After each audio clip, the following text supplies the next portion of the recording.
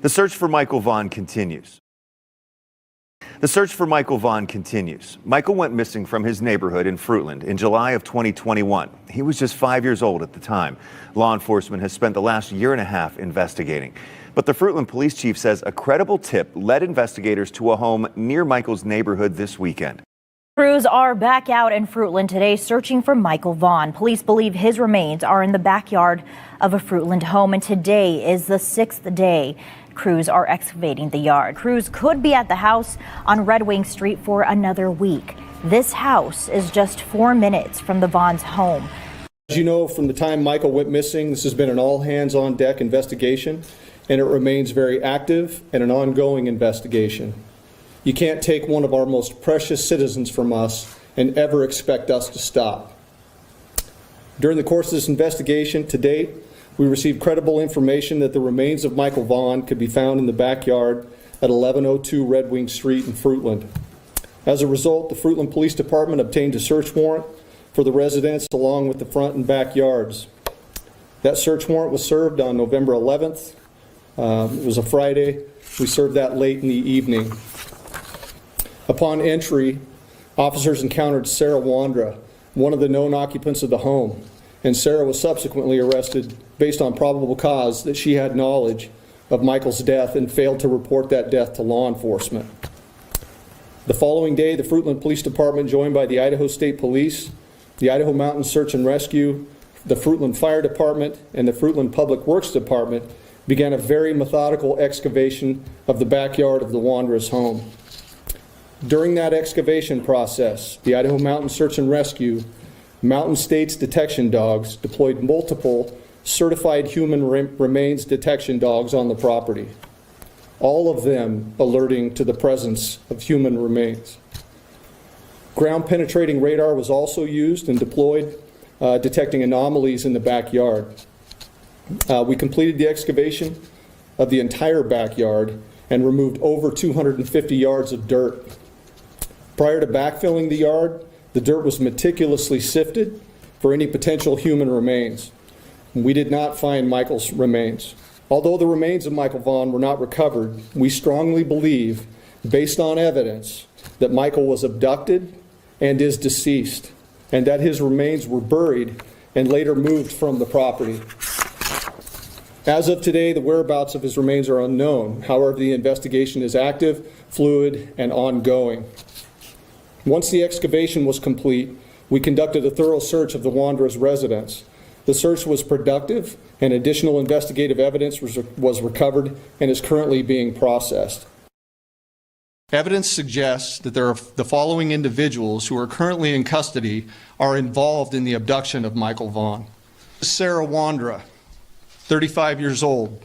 Sarah lives at 1102 Red Wing Street in Fruitland and was living there at the time of Michael's disappearance. We believe that Sarah has firsthand knowledge and is involved in Michael's abduction. Sarah Wondra is currently being held at the Payette County Jail for failing to report a death to law enforcement. And Stacey Wondra, 30 years old, a male. Stacey was also living at 1102 Red Wing Street in Fruitland and was living there at the time of Michael's disappearance. We believe that Stacey has firsthand knowledge and is involved in the abduction of Michael Vaughan. Brandon Shirtliff, 30 years old, of Kuna, Idaho. Brandon was living with Sarah and Stacey Wondra at 1102 Red Wing Street at the time of Michael's disappearance, and we believe Brandon has firsthand knowledge of Michael's abduction. Adrian Lucian, 32-year-old male out of Toledo, Ohio. Adrian was staying with Sarah and Stacey Wondra at 1102 Red Wing Street at the time of Michael's disappearance, and we believe that Adrian has firsthand knowledge of Michael's abduction.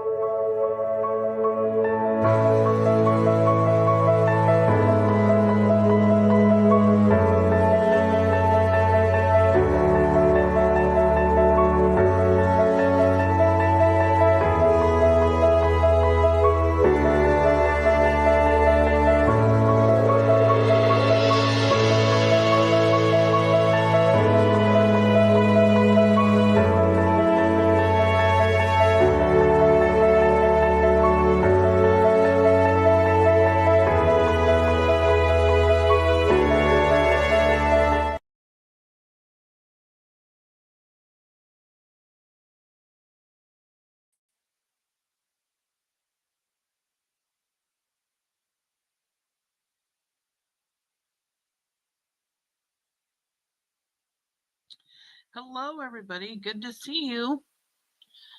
Welcome to Missing PNW Crimes Revisited. I'm Samantha. I am your host. It is Friday, whoop, whoop, April 4th, 2025. We have been talking a lot about doing and going over Carson Starkey's interview with JLR. That is, JLR Investigates. So that's the interview we're going over today. Jenna, good to see you. Thank you for coming in. Mama B in the house. Thank you guys all so much. Rizzo, good to see you. Thank you guys for coming, for supporting Monkey and the Vaughan family. Yes, thank God it is Friday. Good to see you, Halo. Thank you so much for coming in. Thank you for helping me find some information today. Hot Mess, welcome in. Always great to see you, hun. Oh my goodness, it has been a week.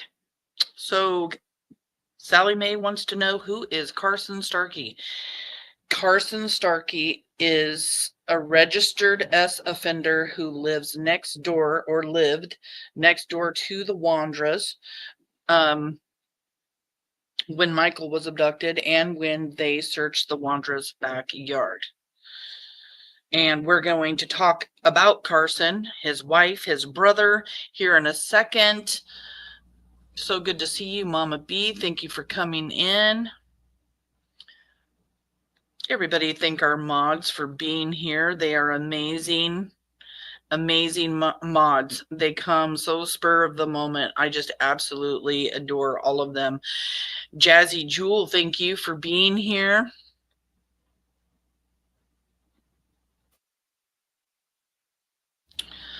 Okay, up towards the top, if you want to scroll up, we have Michael Vaughan's Facebook group listed where you can become, you can either see or become a member. It doesn't matter. Same with the Missing PNW Crimes Revisited Facebook group. And at the top, we have pinned to become a member if you would like to become a Missing PNW member. Thank you guys all for subscribing and coming in. I really appreciate you all so much. Domestic Pinup, thank you so much for being here.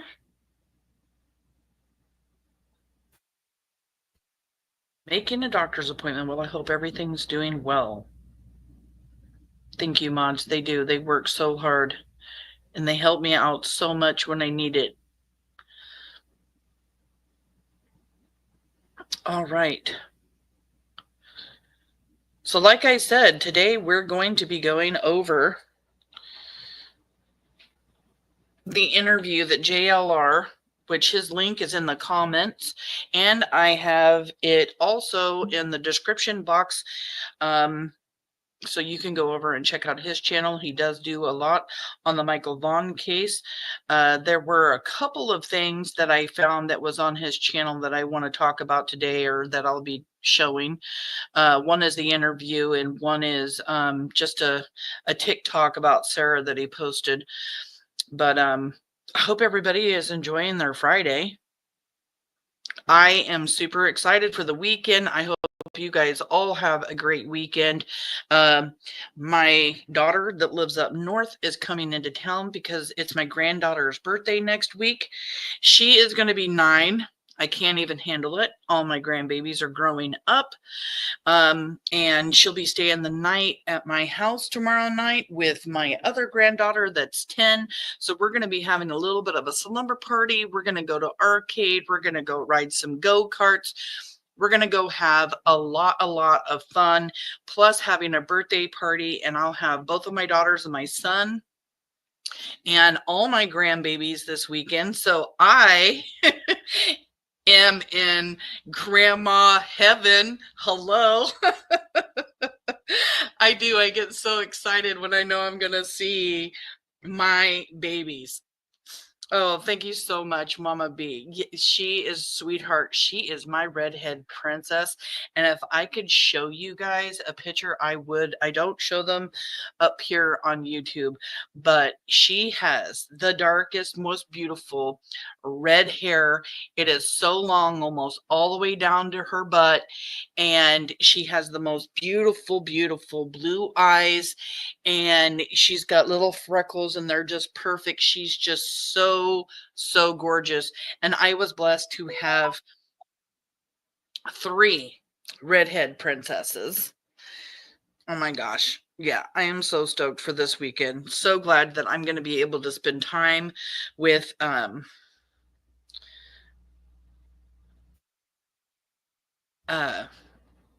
yeah, I cannot wait. Sorry, I was reading a message that came in. But I'm just so stoked. All 6 of my grandbabies, plus the Pacific Northwest is, our weather goes crazy. We never know if it's going to be raining, if it's going to be nice outside. And it is supposed to be nice and sunny all weekend long with no rain. I spent all day long yesterday edging in the front and backyard and mowing and getting my flower bed ready out back. And we did a lot of work out in the back garden. So spring is on its way, and this is my favorite time of the year. So I love sharing things with you guys, and I appreciate you all for being here. I love that we're just all like one Missing PNW family. And I recognize so many people now when everybody comes in. It's great to see the channel growing. So before I get into everything, I'm going to enjoy my weekend so much. Thank you so much. Oh, thank you. Her name is Evelyn. She was named after my mom. My mom's name was Joyce, and she is Evelyn Joyce.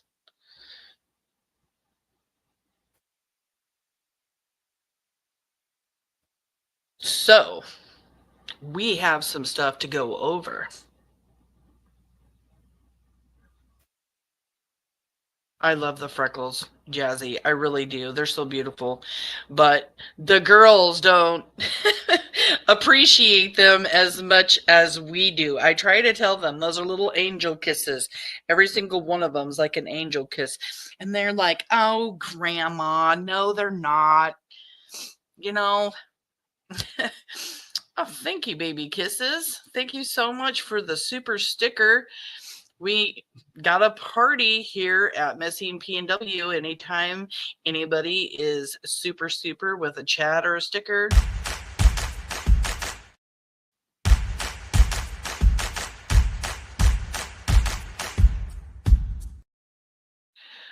I really do thank you so much for being super.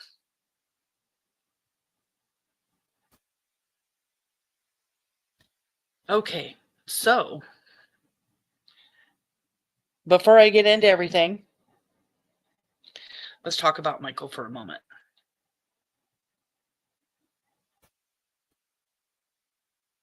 I love the name Evelyn. I truly do. It's so beautiful. And even though it's like an old name, it's just one of those really beautiful names that you don't see often. And why didn't, let me see. I'm having a problem with my background stuff. Let me see. There we go. There we go. Nothing wanted to really pop up for me today. Okay. This is Michael Joseph Vaughan. And Michael was abducted on July 27th of 2021 from his neighborhood in Fruitland, Idaho. He wanted to go outside and play. He wanted to go outside and play with some friends, and nobody knew that he had wandered out of the house. Dad was taking care of Buggy, changing her butt when she was just a little girl, little baby, ordering some pizza while Michael walked out of the garage door, they suspect, And while he was wandering through the neighborhood, there were monsters also in the neighborhood who decided to take Monkey. It's very unfortunate that that happened. And we pray for Tyler all of the time because he does feel so guilty because he was the parent on duty when Michael wandered out of the house. But it only takes a second. You know, you take your kid to the park and you take your eyes away for just a moment, maybe even to check on your other child, and your child can be taken. It happens that fast. I had my daughter wander out of the house when she was little. She even wandered into the neighbor's house because she got up earlier than mama, and she had already decided, I know how to open up the door. I know how to unlock the door. I'm going to wander out of the house. It was very early in the morning. She woke up without me. She wandered out of the house, went to the neighbor's house, opened up their door, and went inside. And I woke up to the neighbors knocking on my door. And yeah, I mean, it can happen. Anything can happen. You can't put blame on a parent when you're doing your job. There are 4 named suspects in Michael Vaughan's abduction and murder. Their names are Stacey Wondra, Sarah Wondra, Adrian Lucian, and Brandon Shirtliff. They are still named suspects to this day. Updated January 10th of 2025. They are still suspects. One of these suspects abducted Michael. One of these suspects murdered Michael. One of these suspects buried Michael in the Wondra'S backyard. Stacey Wondra gave a tip to law enforcement that Monkey was buried in his backyard. He called them and told them, come see me. He was incarcerated at the time. Come see me. I have a tip to give you. Because he wanted to make a deal, so that he wasn't spending life in prison or possibly getting the death penalty. But they didn't find Monkey in the backyard because one of these suspects moved Michael from the backyard of the Wondra'S home to an unknown location. And Michael Vaughan has never been found. Somebody out there knows something. Besides these 4 suspects needing to come forward and telling law enforcement and the family where Monkey is, somebody else out there knows something. I was looking in articles and stuff today, and I saw that J.D. Huff said very early on that they had gotten over 1,500 tips. I am sure it's a hell of a lot more now.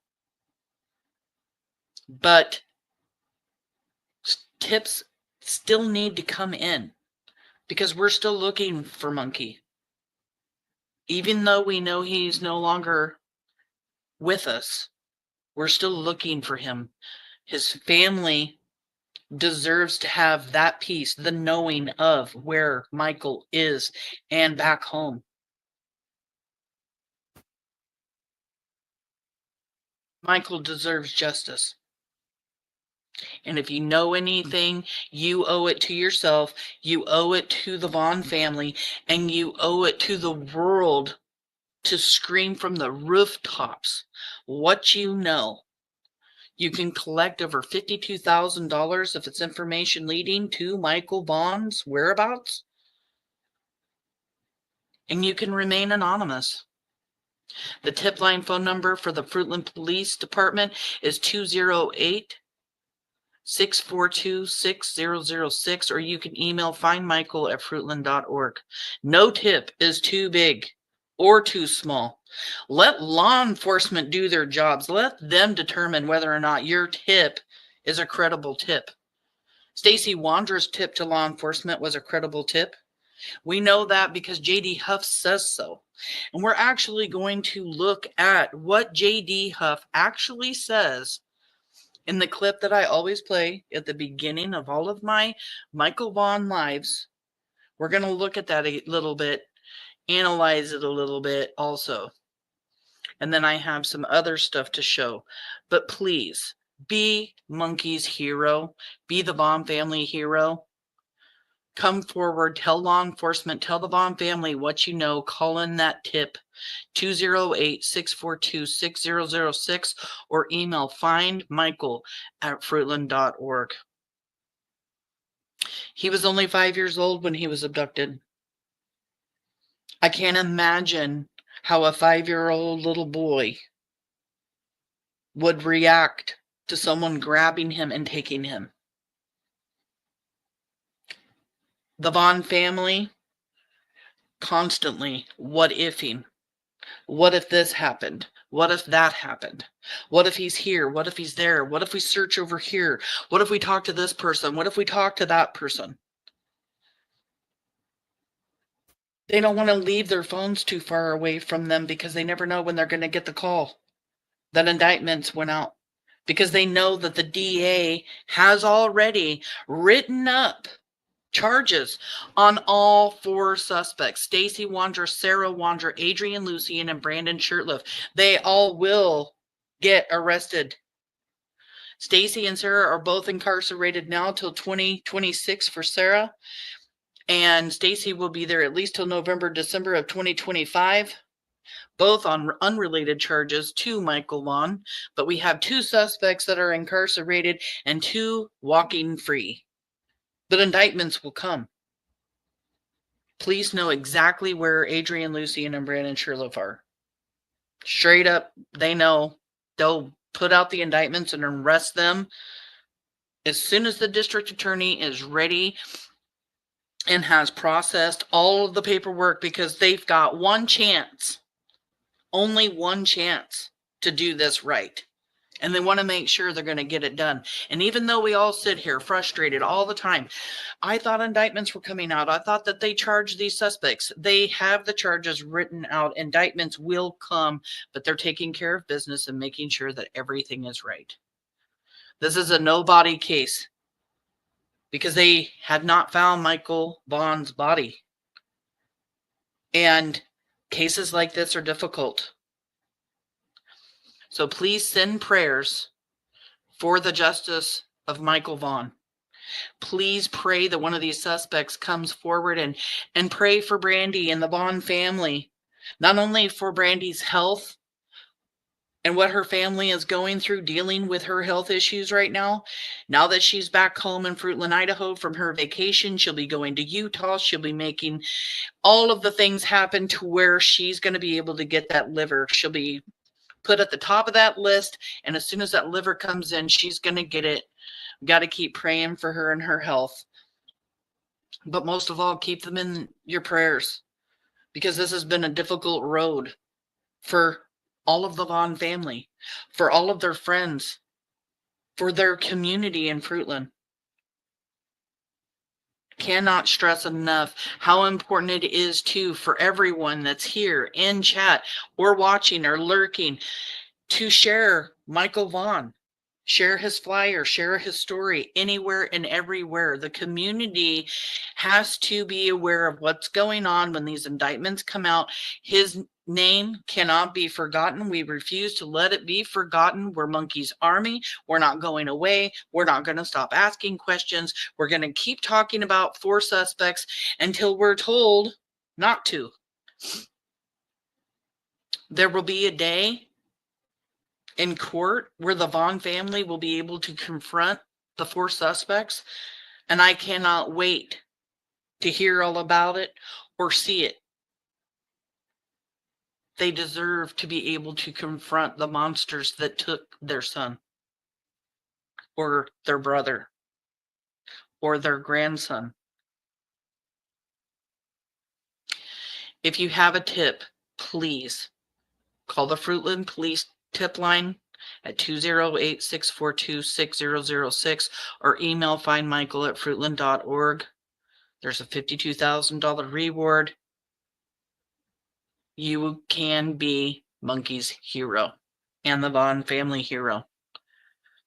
So very important to get that tip out there. And I'm asking you all here, please share Michael. Don't forget to give a thumbs up and set your notifications for the YouTube. The thumbs up really helps get Michael's name out there. Notifications for Spur of the Moment lives as usual, because I like my Spur of the Moment lives, I guess.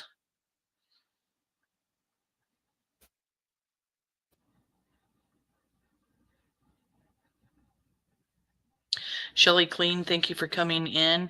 Under your scars, 1000%. And Mom's not well.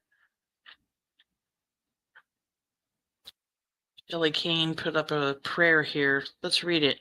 Jesus, we ask Brandy receives the restored health so she recovers fully, and we ask for you to bring Michael home. Jesus, we ask this of you, and we know you can do this. Amen, Shelly. Thank you so much for sharing the live, Halo. I appreciate it. Sharing is just so important. You can grab a flyer. You can share a live. It doesn't matter what live, anywhere. It doesn't matter.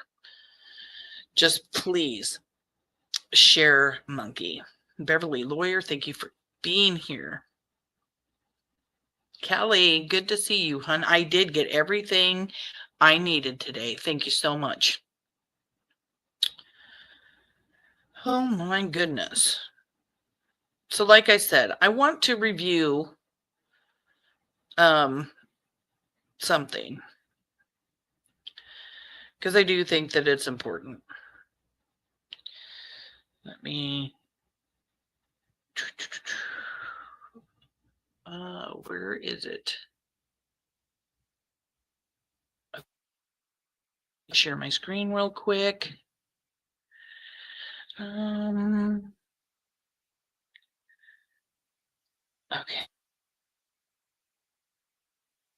So this is what I want to share. It's a very short clip. It's only 2 minutes and 30 seconds, but we're going to dissect it a little bit because I want to talk about this. I play it at the beginning of all of the lives. I just want to point out some very crucial statements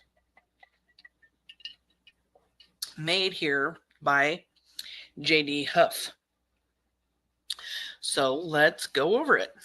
As you know, from the time Michael went missing, this has been an all-hands-on-deck investigation, and it remains very active and an ongoing investigation. Still to this day, even since this was done, it is still a very active case. I can promise you that. 100%. Very, very active. Very fluent. Lots of things still moving in Michael's case. You can't take one of our most precious citizens from us and ever expect us to stop. You can see Chris Madonna there in the background here too.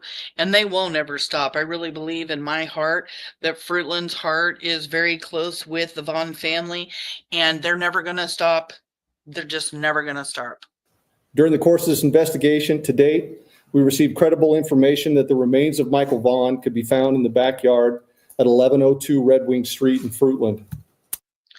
They received credible information, and they are speaking about Stacey Wondra's tip that they say that they believe is credible. How they determined it was credible, I do not know.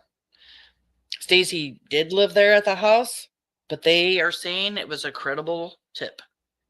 As a result, the Fruitland Police Department obtained a search warrant for the residence along with the front and backyards. That search warrant was served on November 11th. It was a Friday. We served that late in the evening.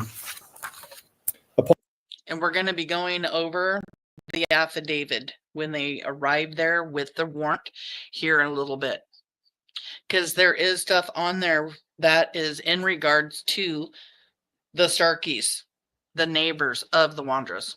Upon entry, officers encountered Sarah Wondra, one of the known occupants of the home, and Sarah was subsequently arrested based on probable cause that she had knowledge of Michael's death and failed to report that death to law enforcement.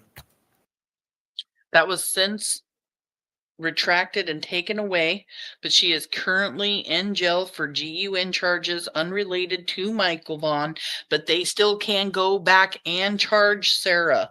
Even though they have let those charges go, they can go back and charge her again for not reporting a death, for not coming forth with the information and the knowledge that she had that Michael was buried in their backyard.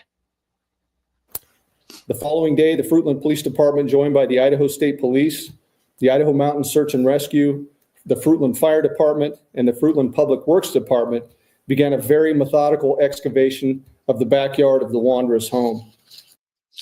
And this was very methodical. They dug up 3 to 4 feet down the entire backyard, sifting through the dirt, using technology to find anomalies in the yard, which means disturbed earth in the backyards. They searched the backyard. They sifted through the dirt. They were digging it up, putting it into trucks. Those trucks were taking it somewhere else where the dirt was being looked at and analyzed. Okay? Very methodical here with how they went about collecting this dirt. And the poor Vaughan family had to hear these huge trucks. We've looked at this neighborhood before.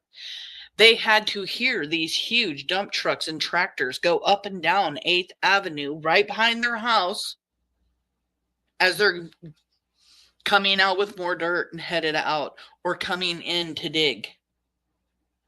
You know, and then those are very loud anyway as they're backing up. They all have that beep, beep, beep. So the Vaughan family sitting over at their house and pretty much able to hear everything that's going on at the Wondra'S house the entire time, almost 2 full weeks. It was devastating. During that excavation process, the Idaho Mountain Search and Rescue, Mountain States detection dogs deployed multiple certified human remains detection dogs on the property. All of them alerted. Let's back up there. What did this say about the dogs? All of them alerting to the presence of human remains. All of them alerting to the presence of human remains. All of the remains detection dogs on the property, certified human remains. Certified human remain dogs. Not one dog. Dogs, plural. Human remain. That's not an alive person. Remains mean death. A dead person. All alerting. Detection dogs on the property. All of them alerting to the presence of human remains. To the presence, meaning there was a presence of human remains in the Wondra'S yard. Ground penetrating radar was also used and deployed. Ground penetrating radar also used to find the anomalies. We've talked about what anomalies are. That is when the ground has been disrupted, where it's not compact. When you've dug, it leaves holes and stuff in the dirt. After dirt sat there for years and years undisturbed with the rain, people walking on it and everything, it becomes very compact. But there were anomalies found in the yard where digging had been done. Detecting anomalies in the backyard. We completed the excavation of the entire backyard and removed over 250 yards of dirt. 250 yards of dirt. And I want to put this into a little bit of perspective for everybody. My husband used to have a little Ford Ranger, a 2-door Ford Ranger truck. We would pick up a yard of dirt for our garden every year, and it would fill up the entire back of my husband's Ranger. Now multiply that 250 times. That's how much dirt they sifted through. 250 yards of dirt. Prior to backfilling the yard, the dirt was meticulously sifted. Prior to backfilling So they're getting ready to put the dirt back into the yard. But before they do, they have sifted through the dirt for any potential human remains. We did not find Michael's remains. Although the remains of Michael Vaughan were not recovered, we strongly believe, based on evidence, that they strongly believe based on evidence. It's not just their belief. Okay, let's just get that straight for anybody in the back. It's just not their belief that Michael was buried in the yard. He says because of evidence. that Michael was abducted and is deceased, and that his Michael was abducted and is deceased. remains were buried and later moved from the property. Based on that evidence, they know that Michael was buried in the Wondra'S backyard and then moved. It's not just their belief. It is because of evidence. As of today, the whereabouts of his remains are unknown. However, the investigation is active, fluid, and ongoing. Once the excavation was complete, we conducted a thorough search of the Wondra'S residence. So besides the yard, they investigated the residence. They went inside the house and looked in the house. And there is more here to say. After being in their house, The search was productive and additional investigative evidence was recovered. the search was productive. That means they found things. Okay? And then what did he say after that? It was productive and additional investigative evidence was additional. I don't know why I can't say this right now. productive and additional investigative evidence was Investigative evidence. Additional investigative evidence. It was productive and they found more evidence inside the house. So many times I have heard, what evidence do they have? Well, we're not privileged to the evidence that they have. But not only do they have evidence that Michael was once buried in the Wondra'S yard and later moved, they have evidence from inside the home. Investigative evidence. was recovered and is currently being processed. And that information was processed.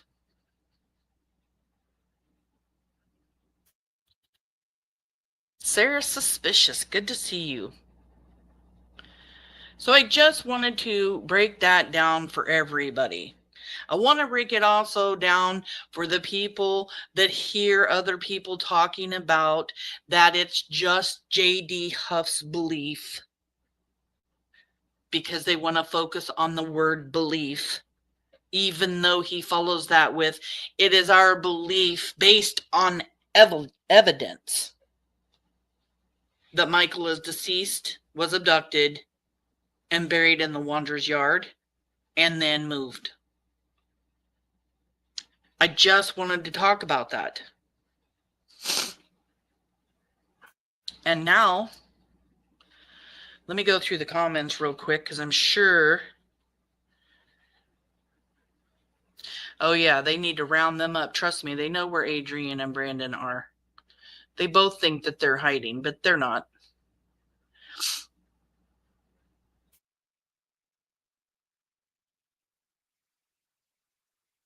All right, let's see.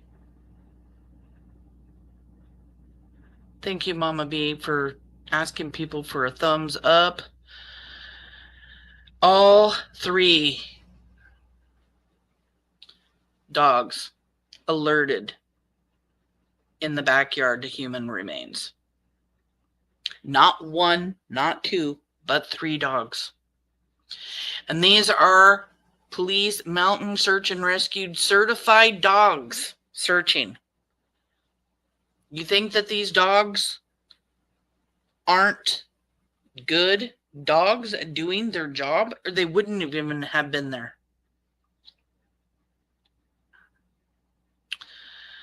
Shelly Clean says here, I don't even know how Brandy keeps it together. I think I would have done something really bad to one of the Wondra's after that digging. Brandy is absolutely so brave for her beautiful son.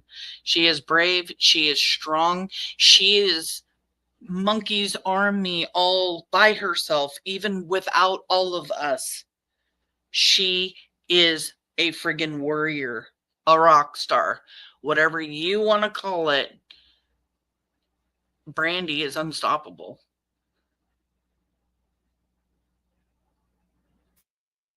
And they brought in dogs from Carolina, Baby's Kisses says, and they're one of the best.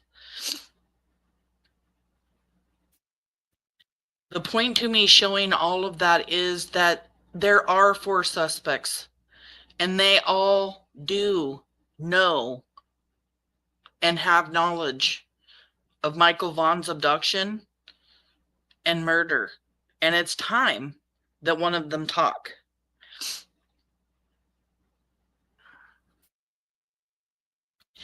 And all 3 of them alerted.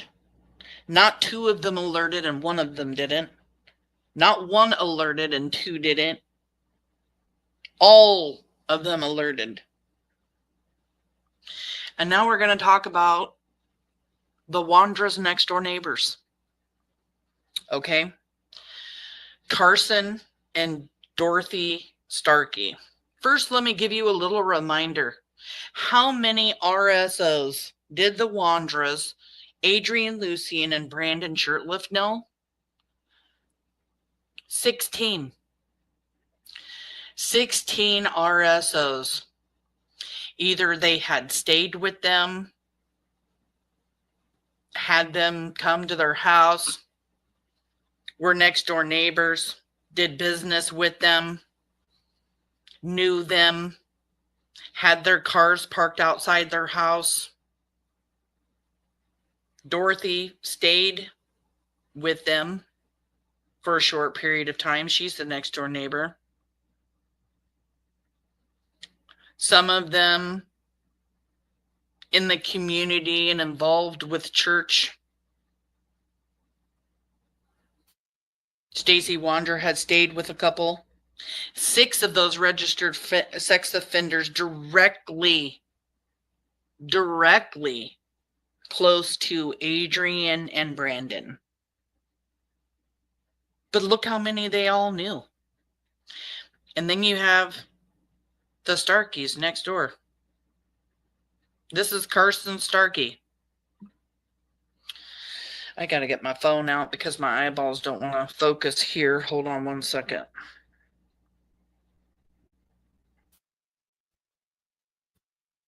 So let's just see.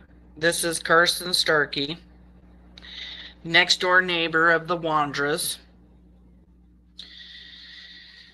S, abuse in the 3rd degree. Attempt to use child display of S, explicit conduct. March 2022 is when the picture was taken. He was registered March 7th of 2023. Or that was the latest registry. His original crime, let's see. I can't tell when his original crime was. I know it is from Yamhill, Oregon. And we've got June 30th, 2023, June 30th, 2023. Or 2003, I'm sorry. I kept saying 2023 and I'm like, no, that's not right. So 2003 from Yamhill, Oregon. Pictures, videos, all of those kinds of things that you can think of a child, him and his wife, both RSOs from Yamhill, Oregon. And this kind of goes over his charges here.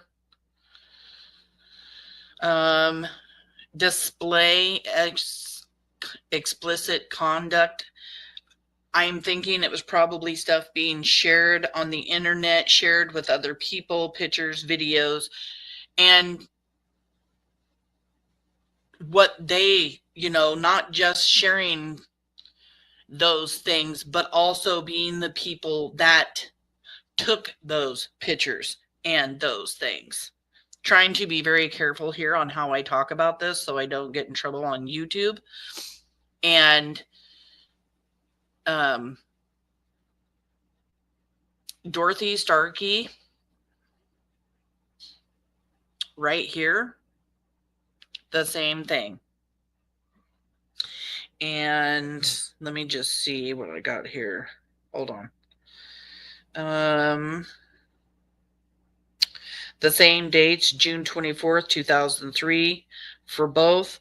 This is S, abuse in the 3rd degree, attempt use, child display, S, explicit conduct.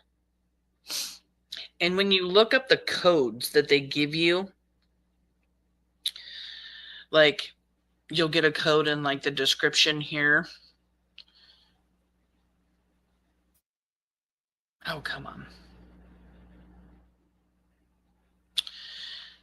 It's like the statute 18-1507. When you look that up, you find out the details of the RSO. So besides Dorothy and Carson Starkey, Carson's brother, Robert, also an RSO. Like what? It runs in the family? What the hell? His, from 1999, S, abuse in the 1st degree. 1st degree? Come on now. This is some bad stuff, you guys. S, abuse in the 1st degree, S, abuse in the 1st degree. There's 3 different charges. This is also from Yamhill, Oregon. And when they left Oregon, they all went to Fruitland, Idaho. He doesn't live that far away from the Starkeys. I don't know what to think about that. It is insane to me how many people, how many RSOs that these 4 suspects knew, hung out with, fished with, talked to, lived with, visited.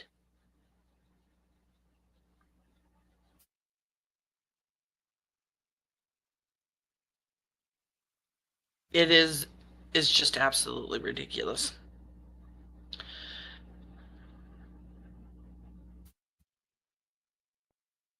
Huff and all the FPD, as well as the Cold Case Foundation, it's not just a hunch by Huff. That's ridiculous. Yeah, it is not just a hunch. It is a fact. People like to spin their own narratives when they've got their own agenda. And no, Kelly, it is not. It is not normal for people to be hanging out with 16 RSOs.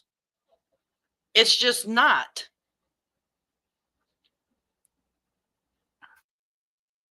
It is so disturbing. It is so sickening. And you have to ask yourself, what the heck is going on here? Hello, Jupiter's Tarot. Oh, and hello, Rogue. Good to see you. Yep, too many RSOs. I agree. And it's weird.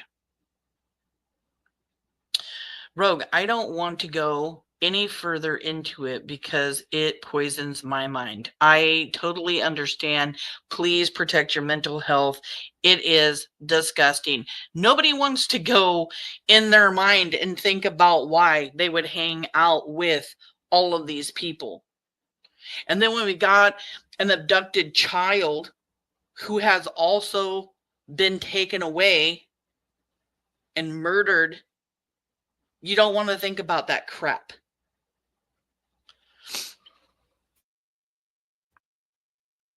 And I'm not saying that's what happened to Michael. Just want to clarify that. I'm just saying. Yeah. They stick together apparently.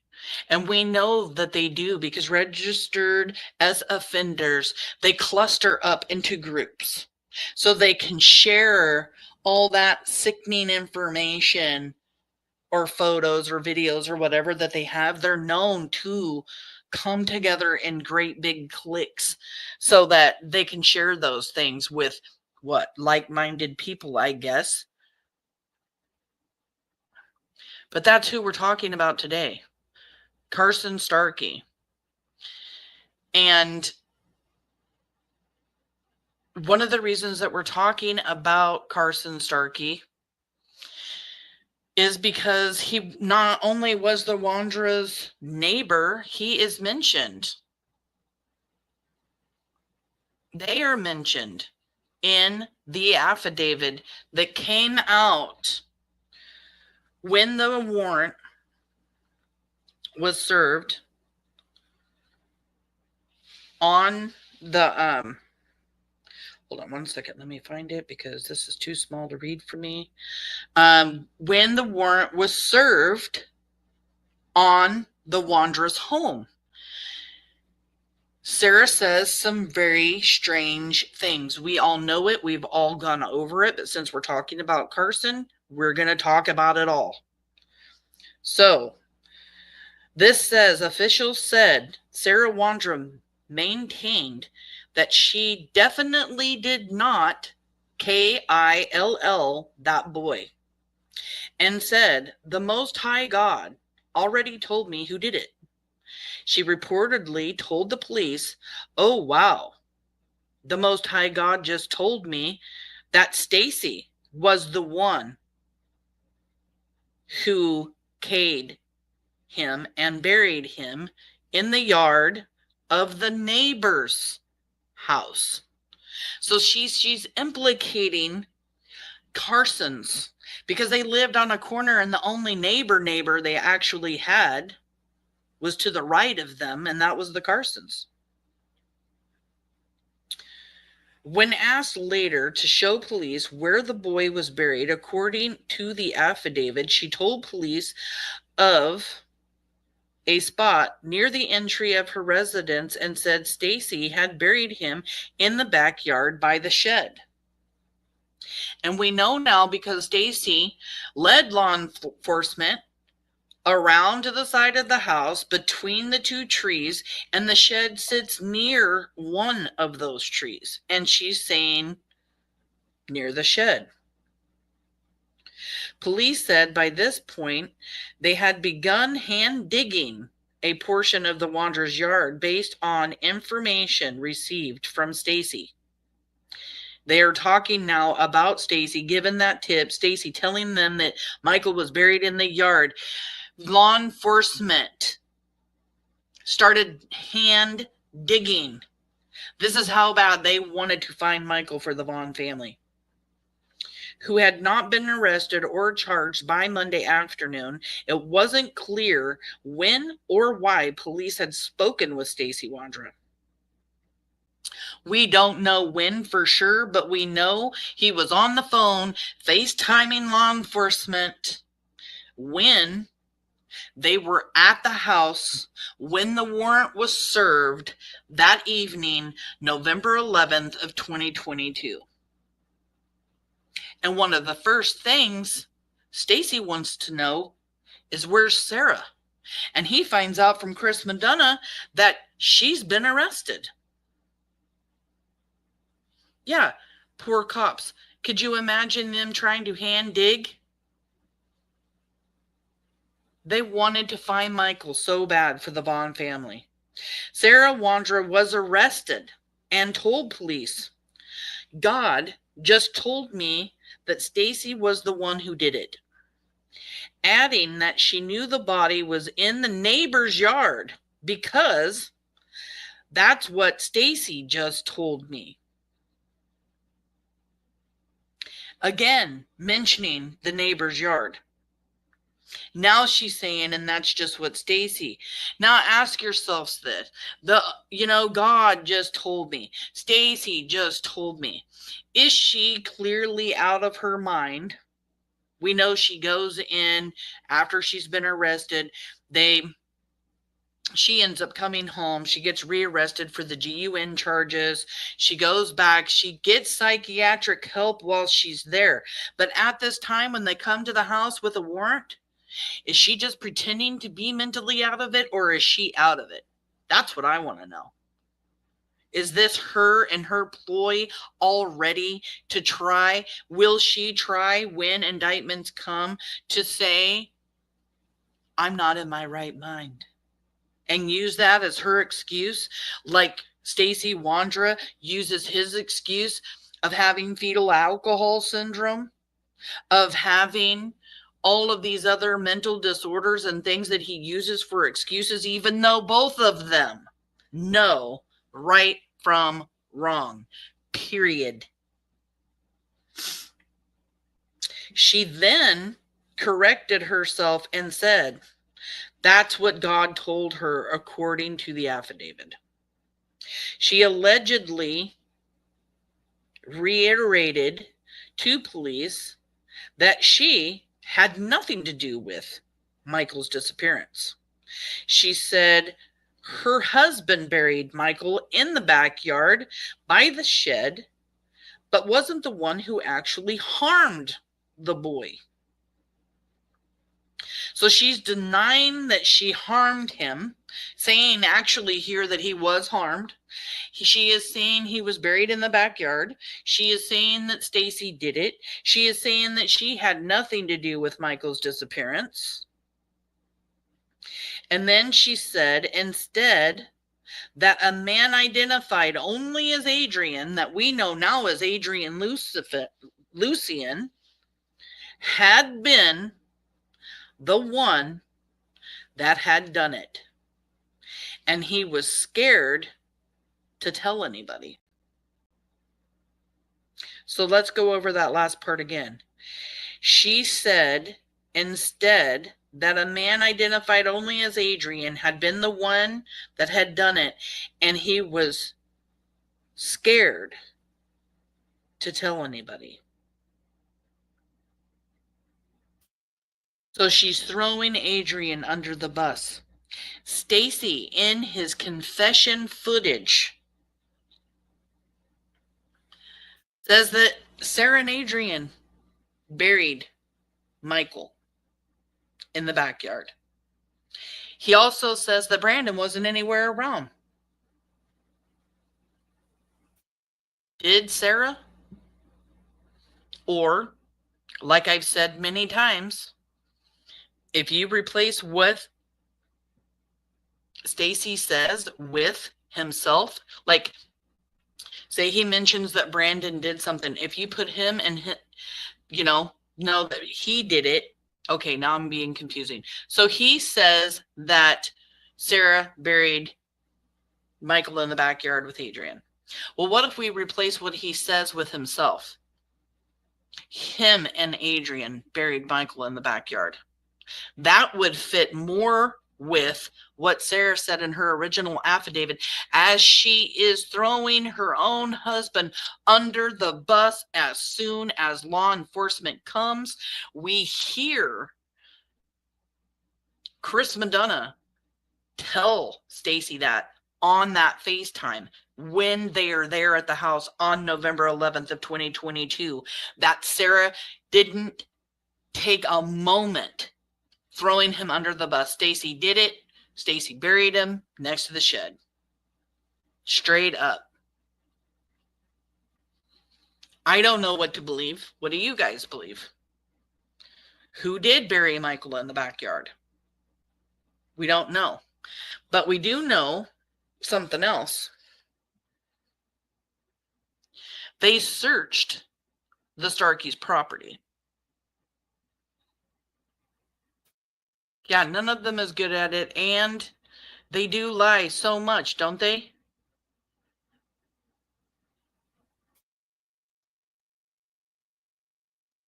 Callie here says that she came in pretty messed up, but I also heard she quit taking her diabetes medication. So is she pretending? Was it her diabetes? Was she not pretending? I believe that Sarah Wondra saw or did something horrific and she lost her shit. That's what I personally think. Just saying.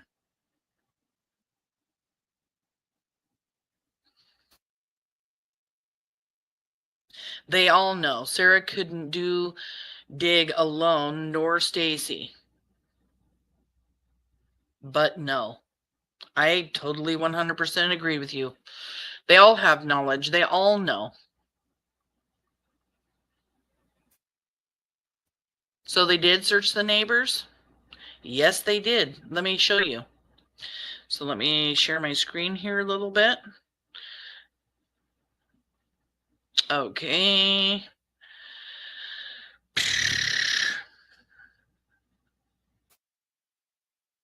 Let me see. Okay, here it is. So here it says 12/8 of 2022. So this is just like a month after they searched the Wondra'S yard for Michael. It says update. Michael Vaughan investigation. The Fruitland Police Department continues to investigate the abduction and the location of the remains of 5-year-old Michael Vaughan. Voluntary consent was obtained to search a neighboring residence to 1102 Red Wing Street in Fruitland on December 2nd, 2022. Ground penetrating radar and a certified human remains detection dog were deployed in the backyard of the neighboring residence. No additional evidence was found, and there was no indication that Michael had been in any other neighboring yards other than 1102 Red Wing Street. The purpose of the search was an investigative step to eliminate all other possibilities. And I'm pretty sure that's because Sarah Wondra told them Michael was buried in the neighbor's yard. This statement says, we remain confident that the evidence shows that Michael's remains had been moved and the investigation continues as follows, or as we follow all leads. Fruitland Police Chief J.D. Huff said. Additionally, contact has been made with the 2 outstanding individuals needing for questioning. So he's talking about originally, when they had put it out, they were looking for Brandon Shurtleff and they were looking for Adrian Lucian. And here they are saying that they have gotten in contact and it had been made with the outstanding individuals needed for questioning. It says, we appreciate the community's help in providing information on the whereabouts of Brandon Shurtleff, of Kuna, Adrian Lucian of Toledo, Ohio. The Fruitland Police Department is working closely with the Fayette County prosecutor as we continue to work this active and ongoing investigation. The Fruitland Police Department is grateful for the continued community support and patience as we pursue justice in this case. And then, of course, you can always call the tip line at 208-642-6006. But to go back up, I just want to point out, it says voluntary consent was obtained to search a neighboring residence. So the Carsons have fully cooperated with police. Okay, I just want to make that perfectly clear. They have worked with law enforcement. They let law enforcement come over to their yard. I don't even believe they had to even obtain a search warrant to search the yard. They gave police consent to search.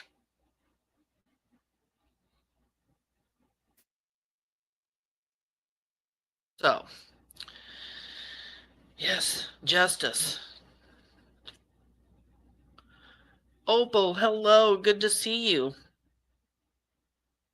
Yeah, they didn't really have a choice.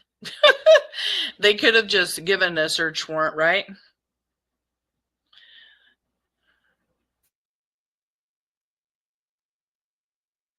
Okay. Opal always has a very sweet message for everyone because she's just a beautiful person inside and out. And I love reading her messages. And this one says, nothing is impossible. The word itself says, I'm possible. If nobody told you today, you matter, and I appreciate you. And we all appreciate you so much, Opal, for coming in, brightening our days when we are going over, some pretty rough stuff. Being that they covered up a crime, they knew it was wrong. Therefore, in my opinion, they are not unstable.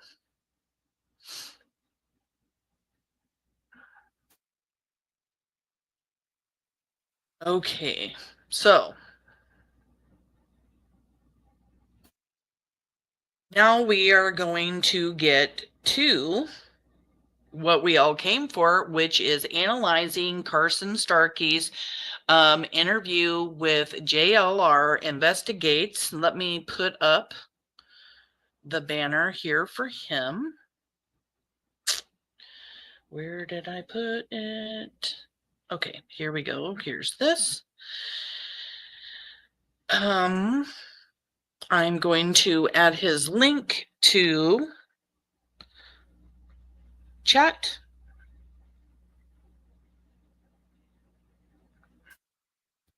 And it is in the description box for this live. I had all of this information that I wanted to go over because this interview that we are about to do is only about 15 minutes long. So it isn't very long. JLR has done several things. And just to talk about a couple of other things real quick before we go over this interview, I had a conversation with Carson with Brooks from Crime Lines and Lies, and Carson told Brooks and I that there was a big will in the backyard after Brooks mentioned Michael being buried in the backyard at the Wondra'S house. It was just really strange how he said it too. Like as soon as she said that, his voice got shaky. He got kind of nervous and everything and was just like, and yeah, there was like a big wheel in the backyard on the porch. I don't know if there's any truth to that. It's just what Carson said. And I just found that his personality, I think, is what got me more than anything. The fact that he thought he wanted to mention this big will right when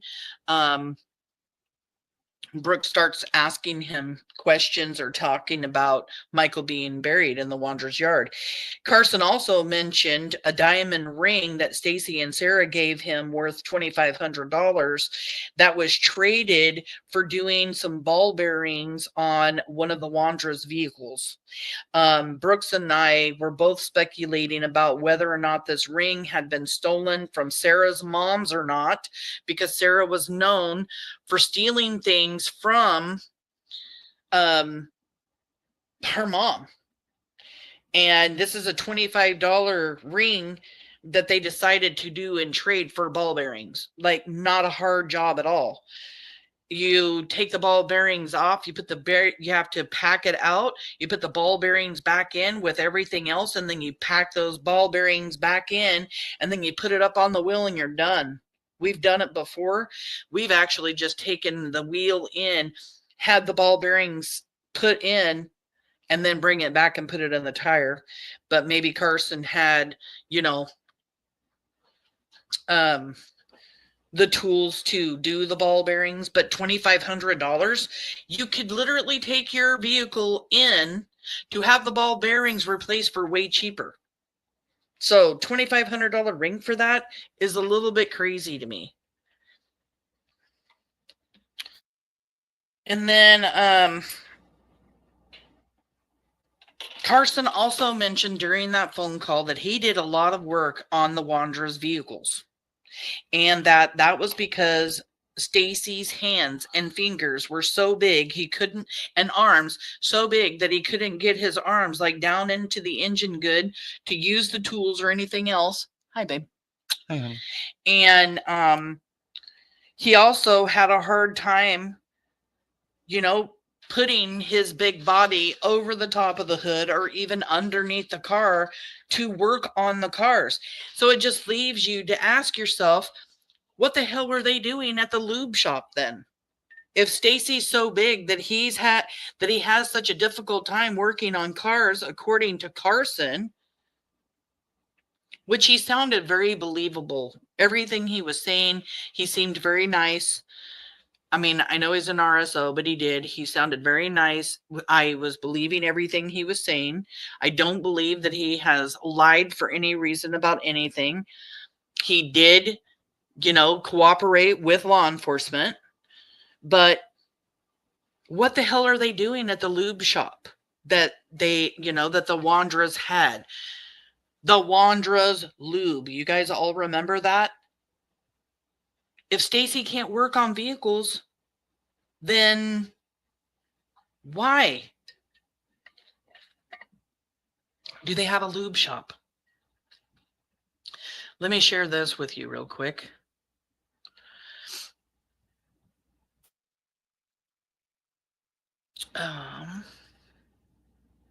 And then right after this, we're going to get to the 15-minute interview. So I found this on JLR's too, and this is just a video. It was on Sarah's TikTok. Watch this. We're changing the oil on my 2016 Toyota Corolla. I've already drained the oil. My neighbor's helping me. And she just said, my neighbor's helping me. So they're changing oil and the neighbor's helping her. Their lube shop, and a lube shop does take care of oils. So make sense that Carson is over there helping her change the oil on her vehicle. Why isn't Stacey doing it if they own a lube shop? Why isn't Brandon or somebody else? This is Carson, proof that he's working on their vehicles. The new oil, and I'm going to put some. So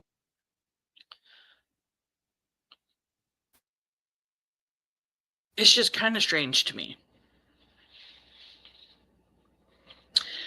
Hello, Amanda. Welcome in. Yeah, because he's lazy. Yeah, could be. All right. So I am done going over all of my information. I'm getting my pen and paper out. I'm getting my phone set up so that I can watch everybody in chat. Please don't forget to give a thumbs up, hit the notification bell, because I love doing spur of the moment lives. And if you'd like to become a member, I have pinned the link to the top to become a Missing PNW member if that's something that you would like to do, or you can continue lurking or just subscribing, liking. Please share. It really does help get awareness out there for Monkey, and that's what we're doing all of this for. Hello, Julia. Thank you for coming in. Yeah, spontaneous Sam. I really am. I really am. All right. So let's share the screen, and then we're going to get this interview underway.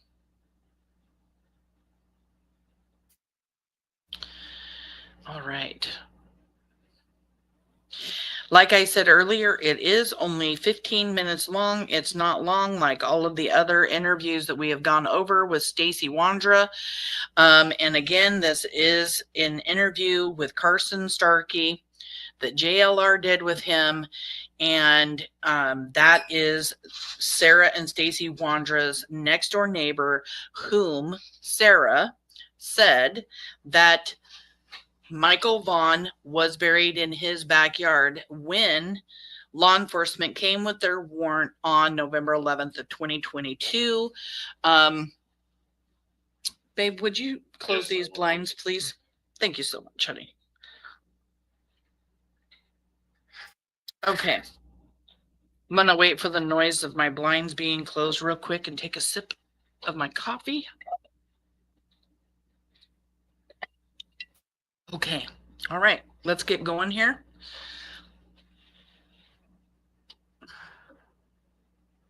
Carson Starky. He's talking about the next door neighbors, Wondra, Stacey and Sarah Wondra. So check this conversation I had out, and then we will discuss.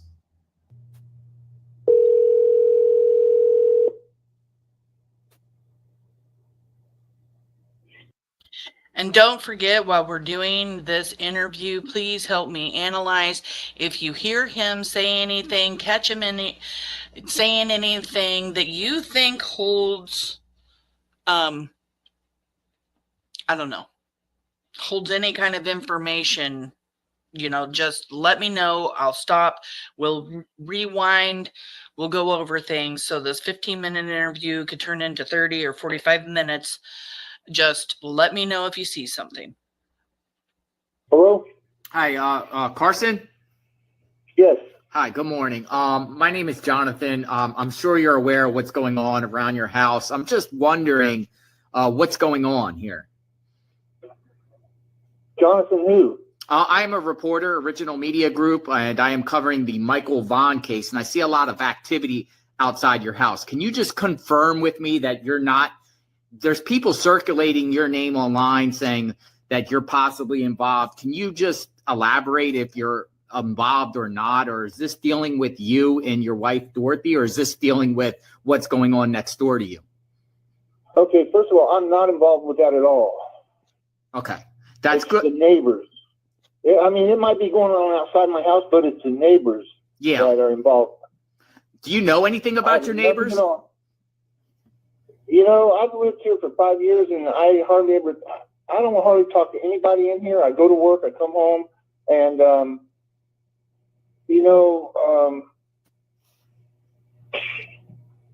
don't know. They're just kind of weird people. So here, just 2 minutes in, he is acting like he doesn't really hang out with them when he says, I just go to work and I come home. That sounds like he's deflecting away from them a little bit, which why wouldn't you want to do that if you're talking to a reporter? JLR told him, I'm a reporter. So he wants to deflect because they're searching the Wondra'S backyard for a child that could have been, buried in the backyard. And he is saying that they're weird. Well, Carson, I got a question for you if you're watching. If they were so weird, why did you hang out with them? Why did you drive their taxis? Why did you work on their cars? Why did your wife move in with them? Like, what do you mean weird? Have you ever talked to them? Have you ever seen them? Or have you ever seen them going around? Yes, Callie, he is definitely distracting or distancing himself. Yeah, an RSO calling them weird, right? The neighborhood. Oh, yeah. Yeah, as a matter of fact, I did some mechanicing work for him. Yeah. And other than that, went and done a couple taxi runs for her because she couldn't do them all. And other than that. So he's admitting here to doing taxi runs. So that pretty much confirms what Stacey has said about him doing taxi runs. But he's saying he's done the taxi runs for her, meaning Sarah. He also is admitting here doing, work on their vehicles. So he's confirming things we've already talked about. Man, I have nothing at all to do with them.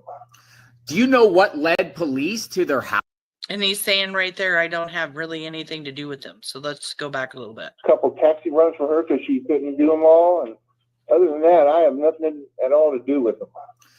I have nothing at all to do with them. Other than that, I don't have anything other to do with them. I think he was more of a friend than he is acting like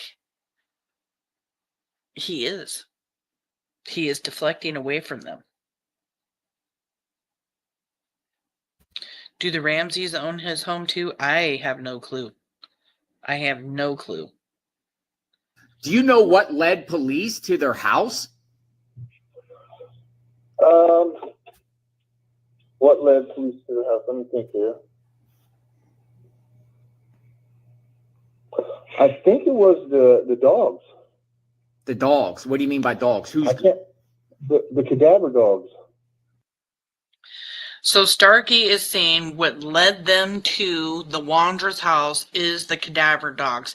We've talked before about Carson talking about cadaver dogs hitting near the Wondra'S home, near the front of their home, not the backyard, not when law enforcement came with their warrant to search the backyard and took the trained human remains dogs. We're talking about cadaver dogs that were searching the area when they were looking for Michael. It was like within the first week, I believe, of Michael's search. Scent dogs, cadaver dogs. Really? Well, not too long after the kid came up missing, they had dogs because they came over to my house and asked if they could run their dogs through the backyard and stuff. Yeah. And of course, they wanted to take the dogs through their house and through their yard because they're RSOs and they live in the same neighborhood where Michael Vaughan was abducted from. And he's saying right when the kid went missing, he isn't saying Michael's name either. I don't like that. That's a big red flag to me. Everybody in that neighborhood knows Monkey's name. It is Michael Vaughan. Say it.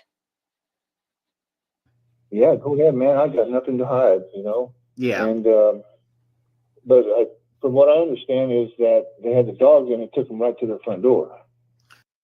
And there you have Starkey saying, so if dogs are coming and they're searching the Wondra'S neighbors, Carson Starkey's house, in the house and in the yard, we already know right then that dogs are there next to the Wondra'S house. And now he's saying dogs hit out front of the Wondra'S home. Oh, really? So that was at the time when he was just reported missing last year. Yeah. So what? And then the dogs didn't pick up nothing and then they just left them alone or just... And I just want to say, I do not know if it's true that the dogs hid outside the Wondra'S house. This is Carson's words and Carson's words only. And everything we talk about here during going through different interviews and everything else, we will be speculating, we will be theorizing on some things, but I do not know if dogs hit outside the Wondra'S home. That is only what Starkey is telling JLR Investigate. So I just want to make that perfectly clear. The Wondra'S front door. Thank you for correcting me. The Wondra'S front door. I don't know, man. I don't get in other people's business. I stick to myself. Yeah. I go to work and I come home and I'm pretty much either in the house or over at one of my friends.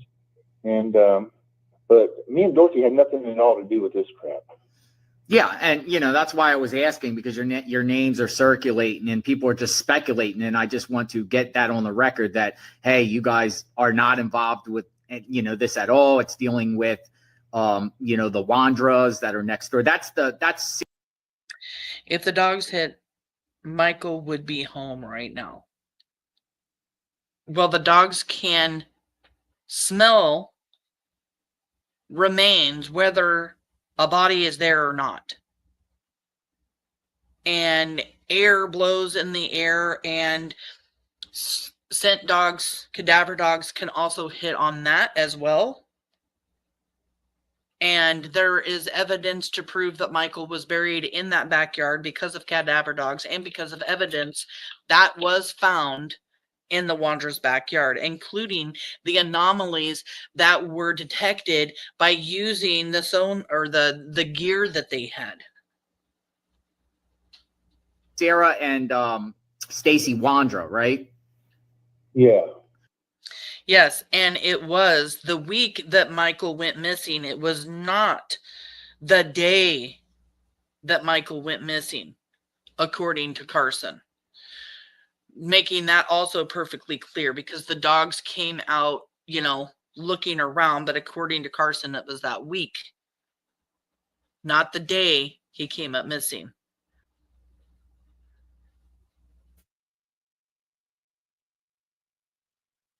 Yes, and that's not the first case that dogs have hit, but no remains or bodies have been moved, or bodies have not been found, but still evidence to show that bodies have been moved.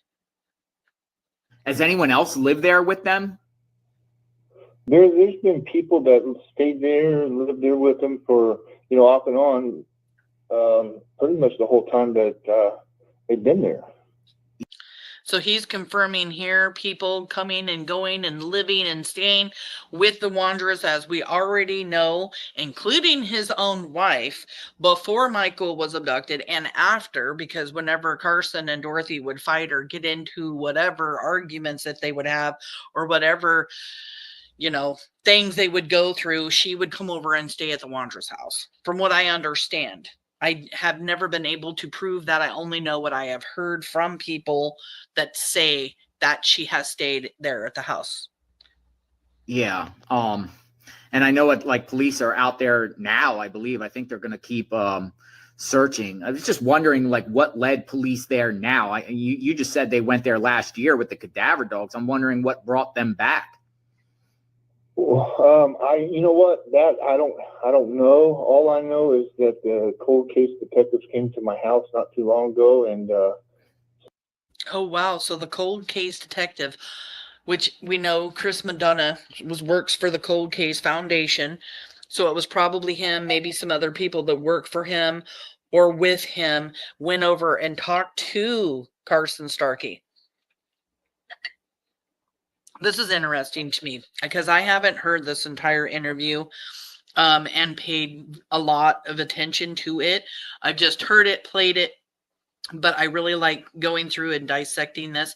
And I love knowing that Chris Madonna or somebody that he works with went over and talked to Carson, because, Chris Madonna's been doing this 42 years. In the Cold Case Foundation, I just have so much respect for everything that they do. You played a huge part in everything in Michael's case. said they were getting close and wanted to know, what was going on. And dude, I don't know nothing. I mean, I barely know him. I say hi to him, bye to him. I barely know them.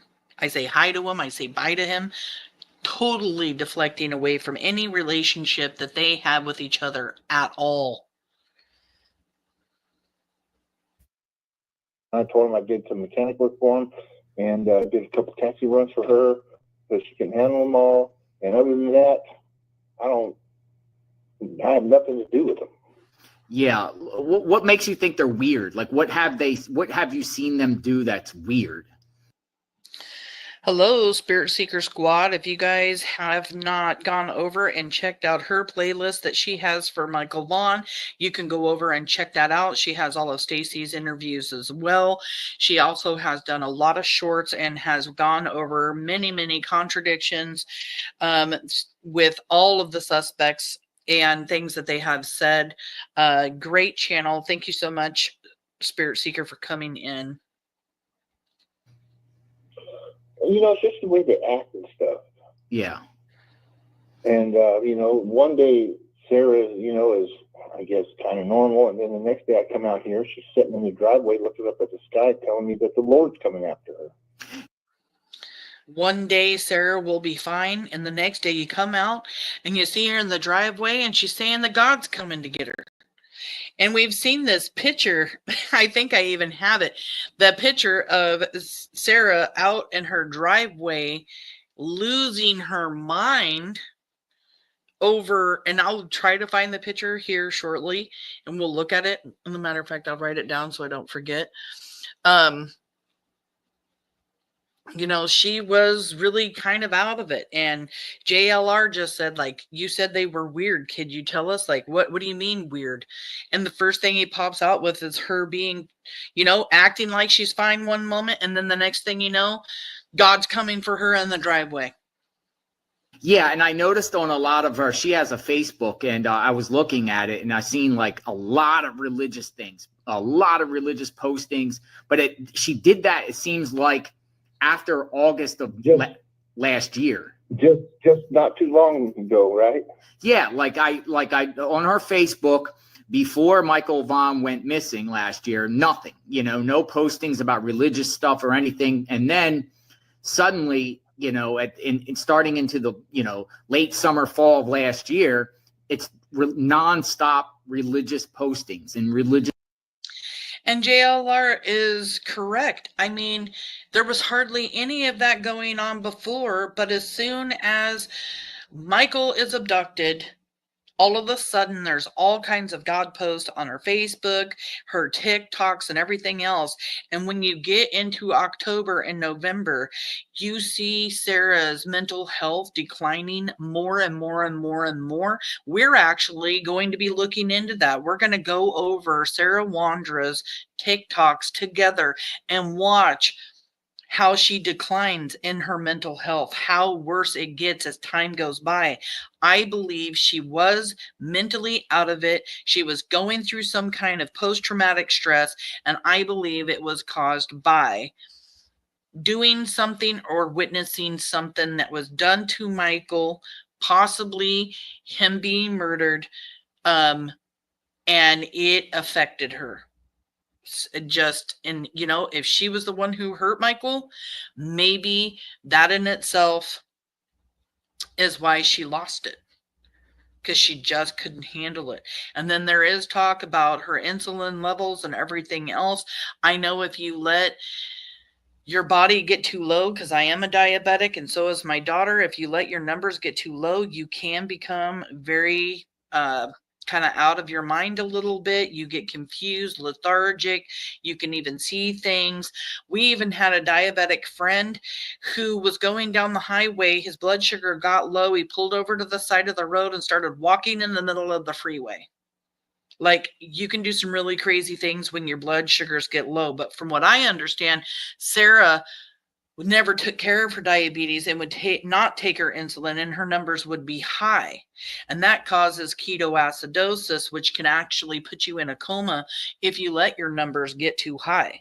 So when she's that confused, is it a mental health thing or is it her insulin levels? I am not sure. Just videos. Yeah, I noticed that too. I mean, I don't know, never got on her Facebook or anything, but I know. And a great point too Shannon makes here. Thank you for coming in. It's probably drug induced on top of all of it. And yeah, if she's pretending to be cray-cray because she was involved, that too. I mean, if she's doing a lot of drugs and stuff too, that's going to affect you mentally. Could that have something to do with it? We know Stacey goes over and says that she was turning into a schizophrenic and all this other stuff, but without any proof of it at all.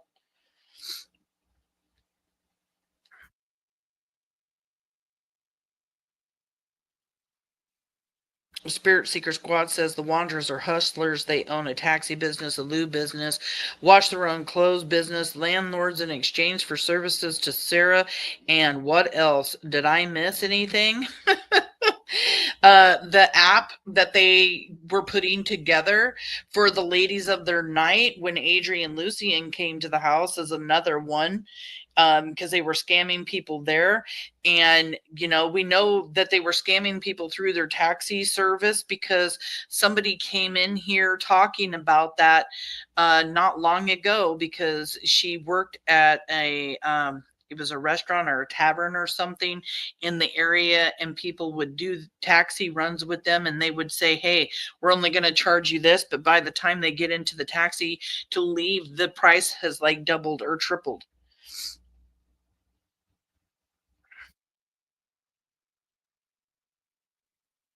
noticed that, about the religion stuff, because she was trying to preach to me, and I told her, look, man, you go preach to somebody else. I don't want to hear it.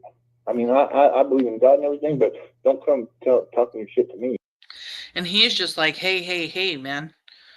She's coming over here trying to talk to me about God and everything else, and I'm just like, keep that shit to yourself. Starkey don't want nothing to do with it, did he? Yeah. Do you know anything about their taxi business? I saw that they had some sort of taxi business. Yeah. From what I know is I forget what the first name of it was. I think it's called Faith Taxi. And then they changed it over to Faith Taxi. Yeah. What? I can't remember what the name of it was when they first started it, but then they changed it over to Faith Taxi. And that was just, not too long after Michael come up missing. Yeah, I know. A lot of people have talked about this in the past too, how they changed their taxi service name to Faith Taxi after Michael was abducted. And this is, again, is all part of her like God trip that she goes on after he's abducted and after everything's done, and she's just losing her mind. Noticed that too. What kind of cars do they have? She's got either a Mazda or Toyota. I think a Toyota.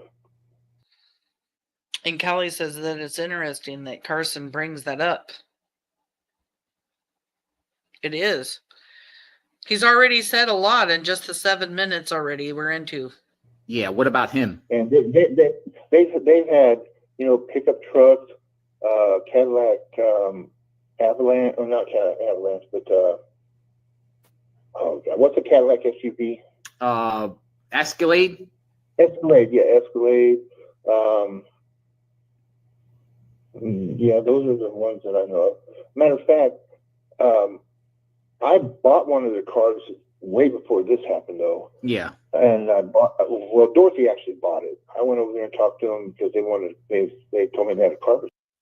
And we've talked about the car that Dorothy bought, his wife bought from the Wondra'S before. So Carson is also, verifying that here.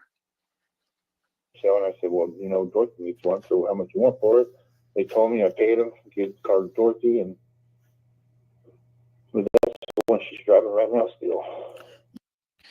So he was saying that Dorothy was still driving it then and that he paid them cash for it. I wonder what car it was. We've been wondering what car it was. Yeah. Now, have both of them been in jail since the spring, or are they been out? Are they there? She was here yesterday. I don't know where she's at today. Oh, wow. She was here yesterday. Yeah. According to the jail records, she was just arrested yesterday. That's what according. So maybe they picked her up yesterday. And we have heard that Stacey went to the house when they went there, and when they were searching for Michael, that Stacey Wondra was brought to the house also. So he is saying he saw Stacey there. Is that when he saw Stacey? When Stacey came with law enforcement? Because they don't find anything, and then they bring Stacey to the house. From what I understand. Well, they were over here. He was over here, so they probably took her yesterday when they were digging up the backyard. Oh, really? Did you see it when the police came, or? I didn't see him arrest her or anything. I was at work. Yeah. But I heard Stacey. Well, I'm sure he ended up seeing them since they were there for almost 2 full weeks. Her husband has been in jail since spring. Yeah, he called me not too long ago and asked me if he could borrow my BMW for a couple of months because thought he was getting out in a couple of weeks, and he wanted to borrow one of my cars for a couple of months. Yeah, no, I don't think so. Oh, really? He called you from jail? Yeah. Yeah. Why was he calling from jail wanting to borrow one of the cars if he was in jail? And he's saying BMW. Wait, it was a Mercedes that they towed from Cuna. Okay, never mind.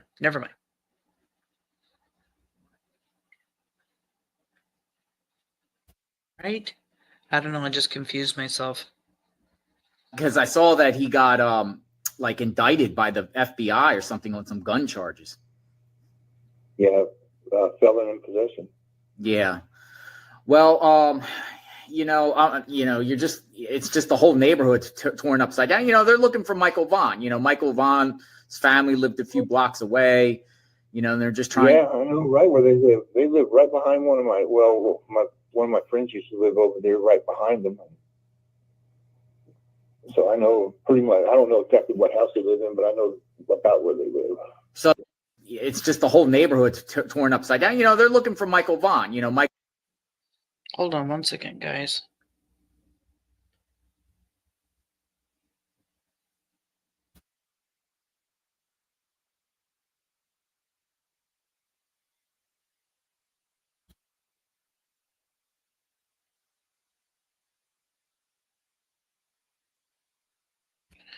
Yes, Callie, I believe the one parked out front. It was the darker gray one, I think. I know people have showed these cars before on lives. The one that they towed back from Cuna and others that were there at the Carson's house. I need to find them. Apparently Carson would call Stacey in jail. Oh, but they weren't friends. Oh, wow. Michael Vaughan's family lived a few blocks away, and they're just trying. Yeah, I know right where they live. They live right behind one of my friends used to live over there, right behind them.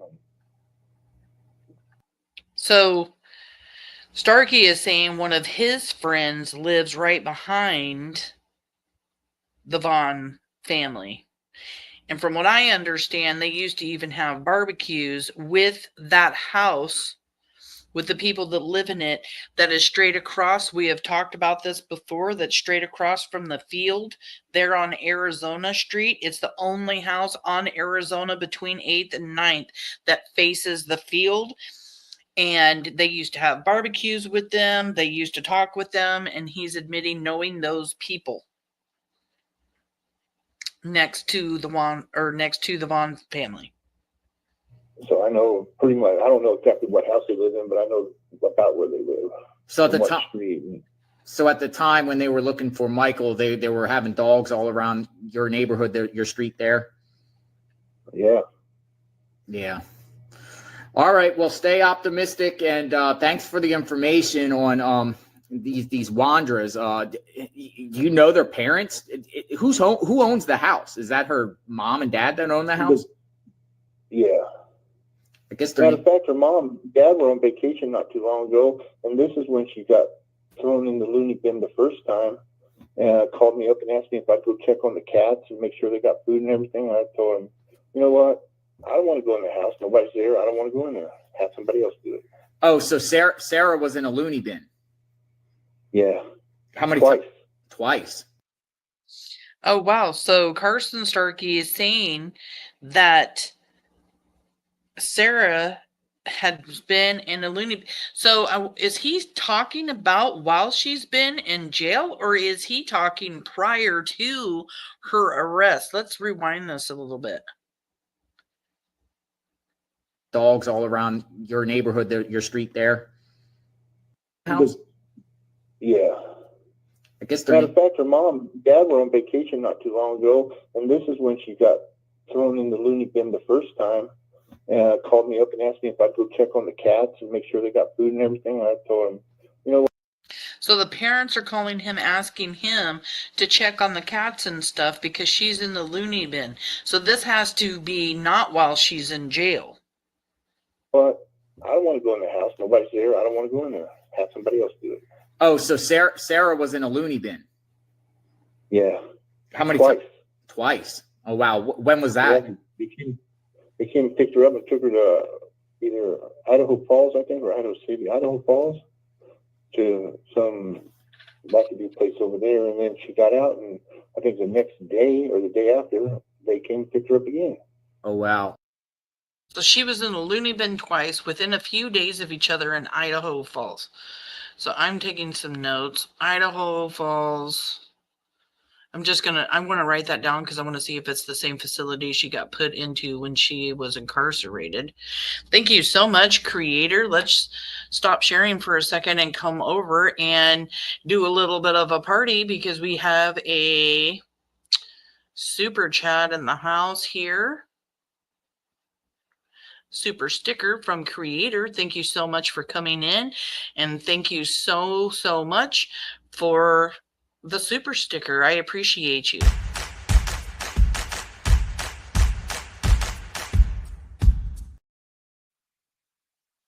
Thank you so much. Hello, Susie. So yeah, it's a little bit interesting here to find out that she's been in the loony bin too. I still learn new things on this case. Some other people, you know, they have been doing Michael's case for 3.5 years. I've been doing his case for 1.5 years, and I've learned so much more. And I've deep dove some of these people. That was my main focus, but I have been learning so much since we started going over all of the different interviews and all of the stuff that we've been looking at lately. So I appreciate learning more.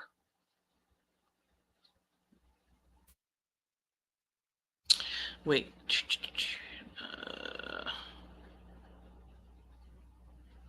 Okay, here we go. Let's keep listening. When was that? Just not too long ago. 3-4 weeks ago. Oh, wow. Yes. So he's saying 3 or 4 weeks ago. So she's in the loony bin for a few days in Idaho Falls a couple of times 4 weeks prior. So this would be in October of 2022.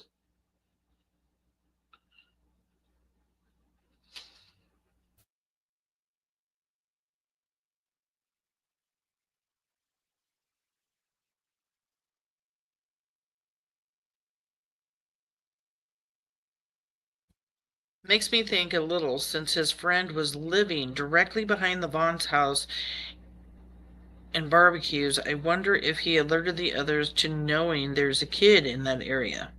Could be, Rizzo. I'm not sure.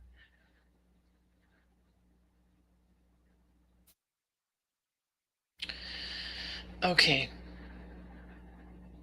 So it seems like there's a lot of things going on after Michael went missing, you know, with the religious stuff and the odd behaviors. And like you just said, you know, the loony bin stuff and him being arrested earlier in the year. Do you know, did they fight in the springtime? What was that arrest about? They both got arrested. I couldn't tell you, man. I don't know. Yeah, they both got arrested. Now, are all the animals still in that house, or is anybody living there now? Well, Sarah was living here until yesterday, I guess. Yeah, and I noticed on Facebook she had a bunch of like cats. I'm noticing here he doesn't mention Adrian and he doesn't mention Brandon. He specifically talks about Sarah and Stacey, but he doesn't talk about anybody else. He doesn't name any names of anybody else that have been staying at their Wondra'S house at all. And we know that Brandon was helping with the taxi runs. We know that he helped them do the lube business and everything else, but Carson is not talking about Brandon. I'm finding that a little bit crazy. JLR isn't really asking about Brandon either, but this is so early on in the investigation. I don't even think that JLR knew much about Brandon at the time, but I'm just, you know, sitting here going like, he's not saying anything about Brandon. Cats and dogs, or cats, at least many cats. Yes, there was like 5 cats over there. Did they have any kids together? No. No. All right. Well, you know, stay optimistic. Hey, let me ask you a question. Are you the one that put my face and stuff on Facebook? No, that wouldn't be me. Somebody did. No, I don't. JLR did put Carson Starky Facebook information up. Just saying. I don't know if it was before or after this, but he did. No, that, you know, there's a lot of, yeah, your name. They were investigating me and Dorothy. Yeah, you know, people are at this time, no one knows what's going on, so people are just speculating, right? They're just throwing out names of people around the area that it could be, and you know, this is a fluid situation. That's why, you know, I'm reporting on this. Right, but why put me on Facebook saying I'm being investigated when I'm not being investigated? Yeah, maybe. But he kind of was, wasn't he? He kind of was being investigated. He was an RSO in the neighborhood, and a child was abducted in that neighborhood. Dogs went and searched his home. Dogs went and searched his backyard. They used, oh my gosh, what are they? The things to look for Michael in his backyard. I mean, so he kind of was being investigated. I'm just saying. Maybe, you know, he's never been called a suspect in the abduction or murder of Michael. I can say that. But he was kind of investigated just for being an RSO in Michael's neighborhood. Exactly. Saved by grace. Exactly. I was just going to say that, and I looked down and you were already saying it. Why does he even have a Facebook? He's an RSO, and you're not supposed to be on social media. You're not supposed to have any profiles at all on social media if you're a registered SO. So what the heck? Thank you. Ground penetrating radar used in the backyard of his house. So in a way, he was being investigated. You should Again, he is really like distancing himself and deflecting from a lot of truths here. I mean, if he was calling Stacey in jail, that's a lot more of a relationship than I just came home and I just said hi and bye to them. You know, that doesn't even make sense. Why would you call him while he's in jail? What do you need? Why is Stacey calling him wanting to borrow his car? go out there and talk to the media and just go on the record and just say, hey, you know, this has nothing to do with us. These are these next door neighbors, you know, and we're not involved in any way, you know, and then people will just focus on, you know, them instead. Well, they know who did it now. Yeah. Well, I mean, they haven't found Michael yet. Do you think Michael's back there? You know what, man, I couldn't tell you. Like I said, I really don't know them except for, you know, the mechanic work I did, a couple taxi runs I did for her. Really distancing himself there. He is distancing himself. JLR, do you think he's going to be found in the backyard? Like, he wants to distance himself so much from them right now because he doesn't want people to think that he knows or hangs out with someone that is capable of abducting and harming a child. And other than that, I do not know them at all. Have you ever seen them fight Have you ever seen them fight with one another? I've seen them yell at each other. I heard them yell at each other. I didn't see it, but I've heard them yell at each other, you know, when they were leaving or coming back or something. I don't know what it was. Chaos Mama, good question. Can RSOs do taxi runs? I don't know. We might need to find that out. Let me write that down too. Can RSOs do taxis? We got a couple things we can look up since it's such a short interview. I've never seen them literally. Yeah. Has the cops ever came there prior for anything? Not that I think of. I mean, I'm hardly ever here. I'm usually at work, so if they did, I don't know about it. Yeah.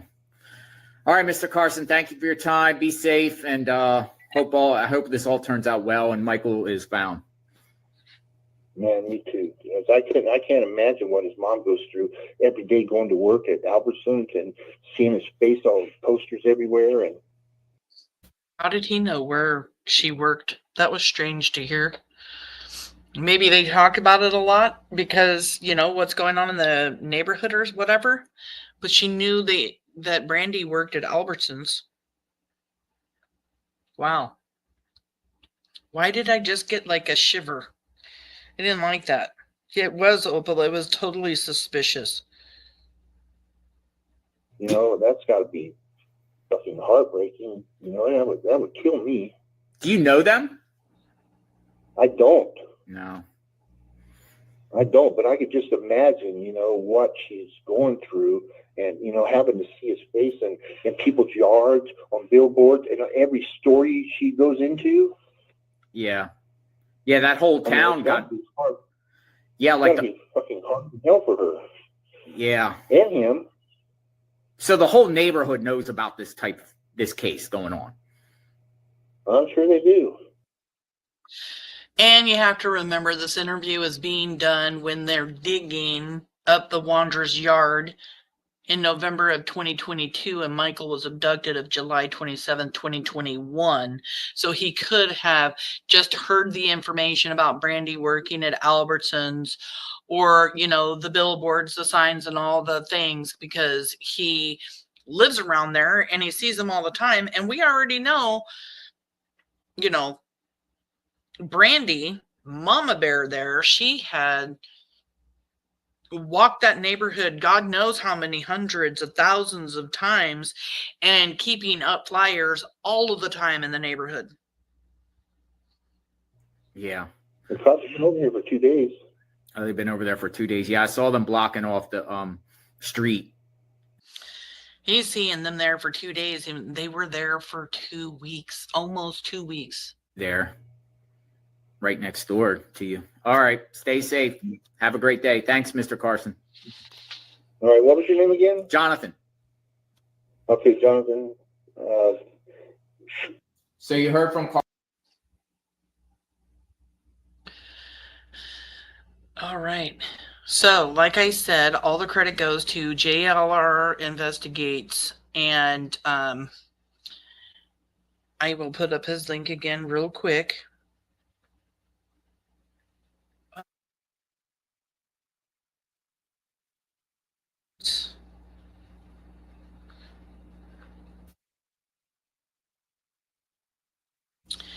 I gave him credit also in the description box, and that was Carson Starkey's interview. I actually learned a little bit there.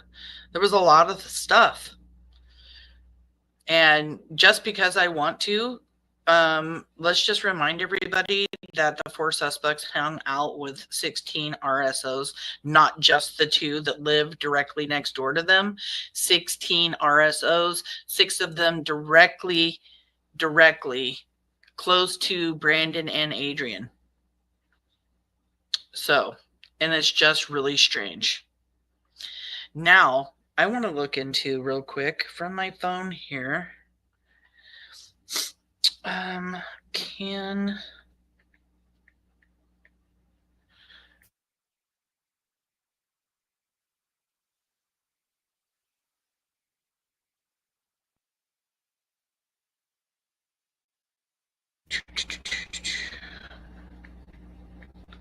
Sorry, I'm looking up some information real quick because I want to know.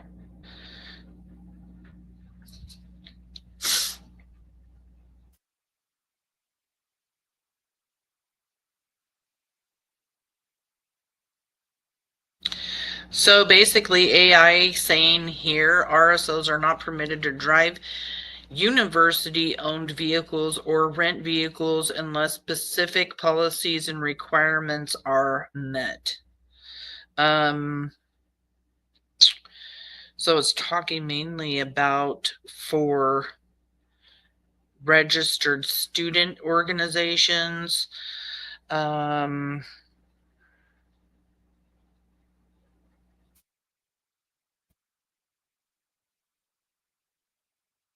not Ubers, not that kind of stuff either.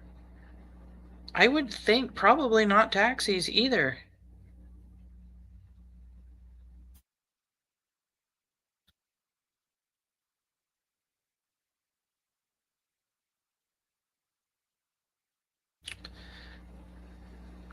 Let me see what it says if I look at it this way. So I took taxis and turned it into taxi, and it says no. But RSO, it's coming. Okay, I have to word this again because it's coming up registered student organization when I put in RSO. Hold on. So I have to actually put it in there.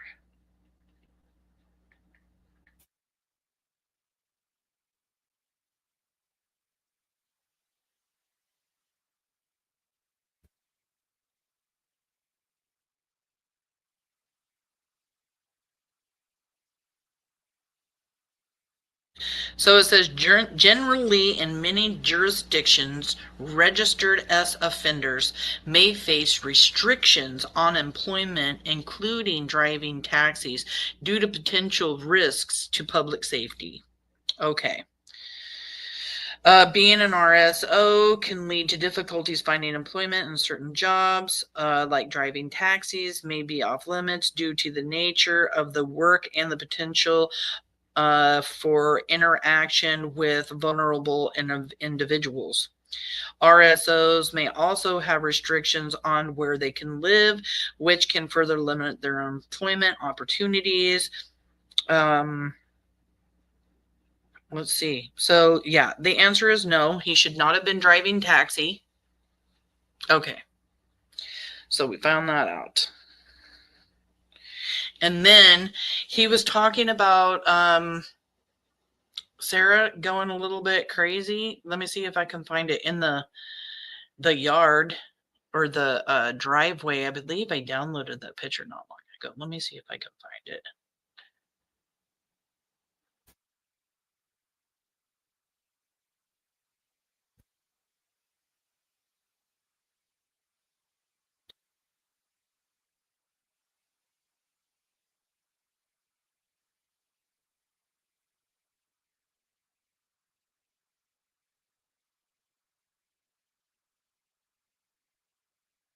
Here, let me do it this way. Hold on a second.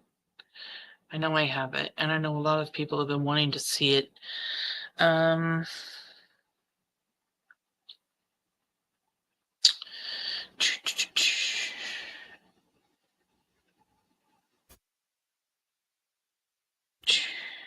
Okay.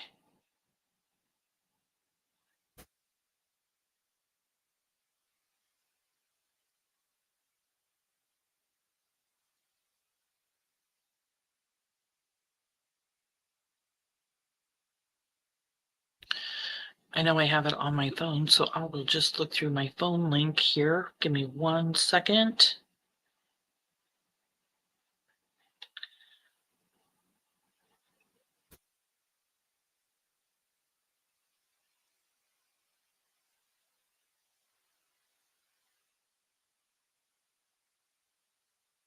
I hope everybody has some great plans for the weekend because I personally cannot wait for my weekend to begin. I've got a roast carrots and potatoes in the crock pot right now that I'm really looking forward to this evening. I always use my crock pot when I know I'm going live. It makes everything so much easier. Oh, found it. There it is. Now I need to download it on here. And then, oh, yeah. I'm getting good at this, guys. I am normally not so good at all this.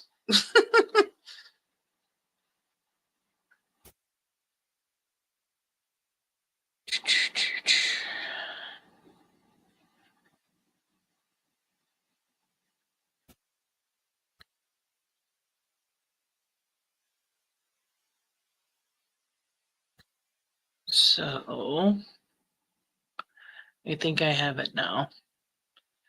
Let me see if I can go and find it.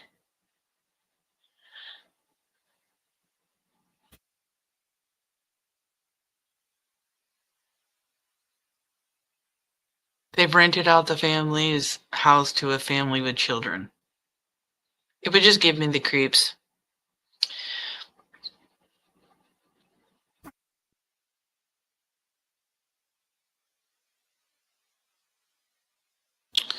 Let's look at the... Here it is. So where is it? I just downloaded it. No, that's not it.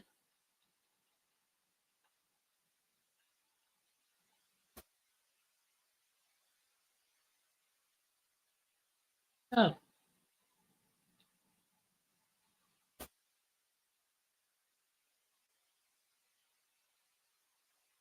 Hold on a second. Come on. Don't give me a hard time.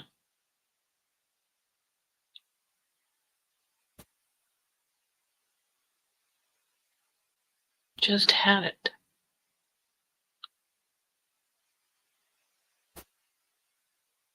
I don't think I pushed saved. I'm such a dork. Hold on a second. Oh, I gotta do this all over again.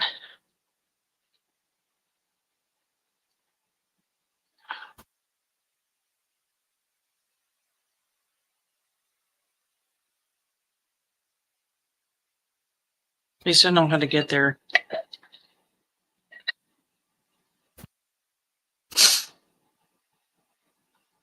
Thank you guys for having some patience. You guys are so awesome to each other in chat. I love it.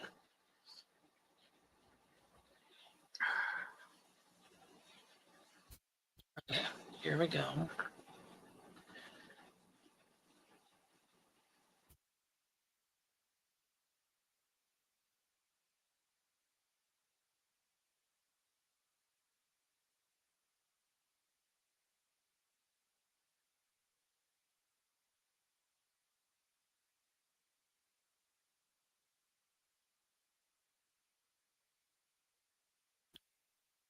Let me see if I have it.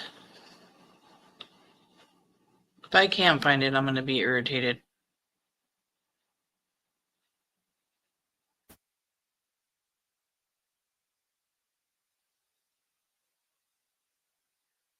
I can't. Why isn't it pulling on? It's aggravating me.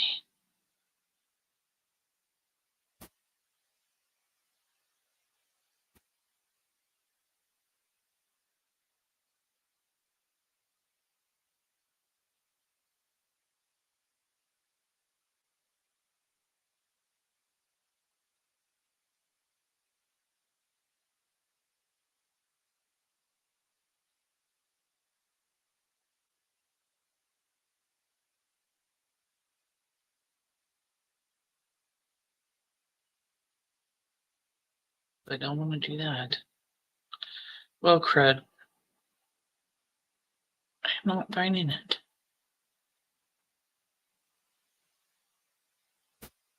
It's downloading onto my computer, but I can't figure out where it's downloading it.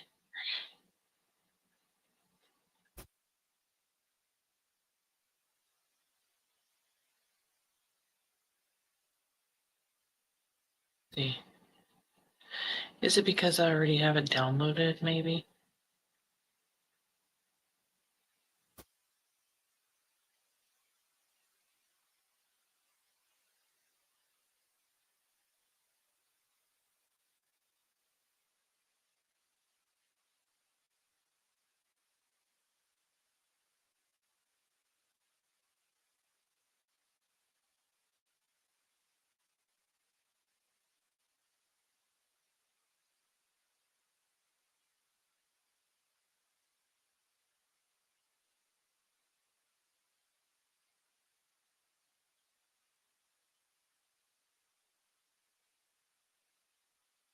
I may not be able to share it because I can't find it. I've got so much stuff on my computer, it's ridiculous.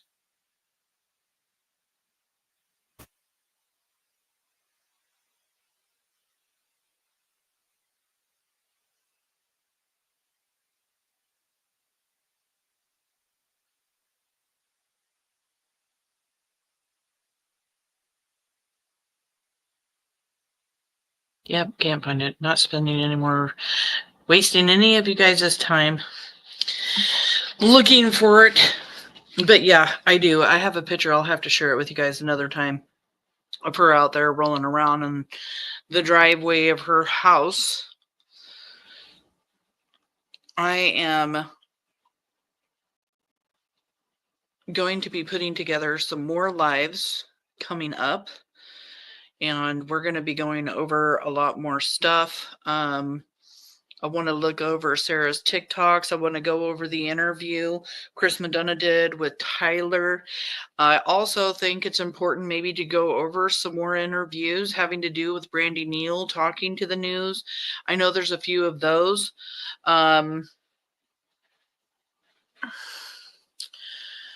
So yeah, lots of stuff coming until I get a thumbs up to release other information I have. I just have to sit on that information from now. So make sure to click that notification bells for upcoming lives. You're going to want to stay tuned for, when I do get the thumbs up to release some information. I know Brandy had a couple of meetings that she had to go to when she got back from her vacation. So,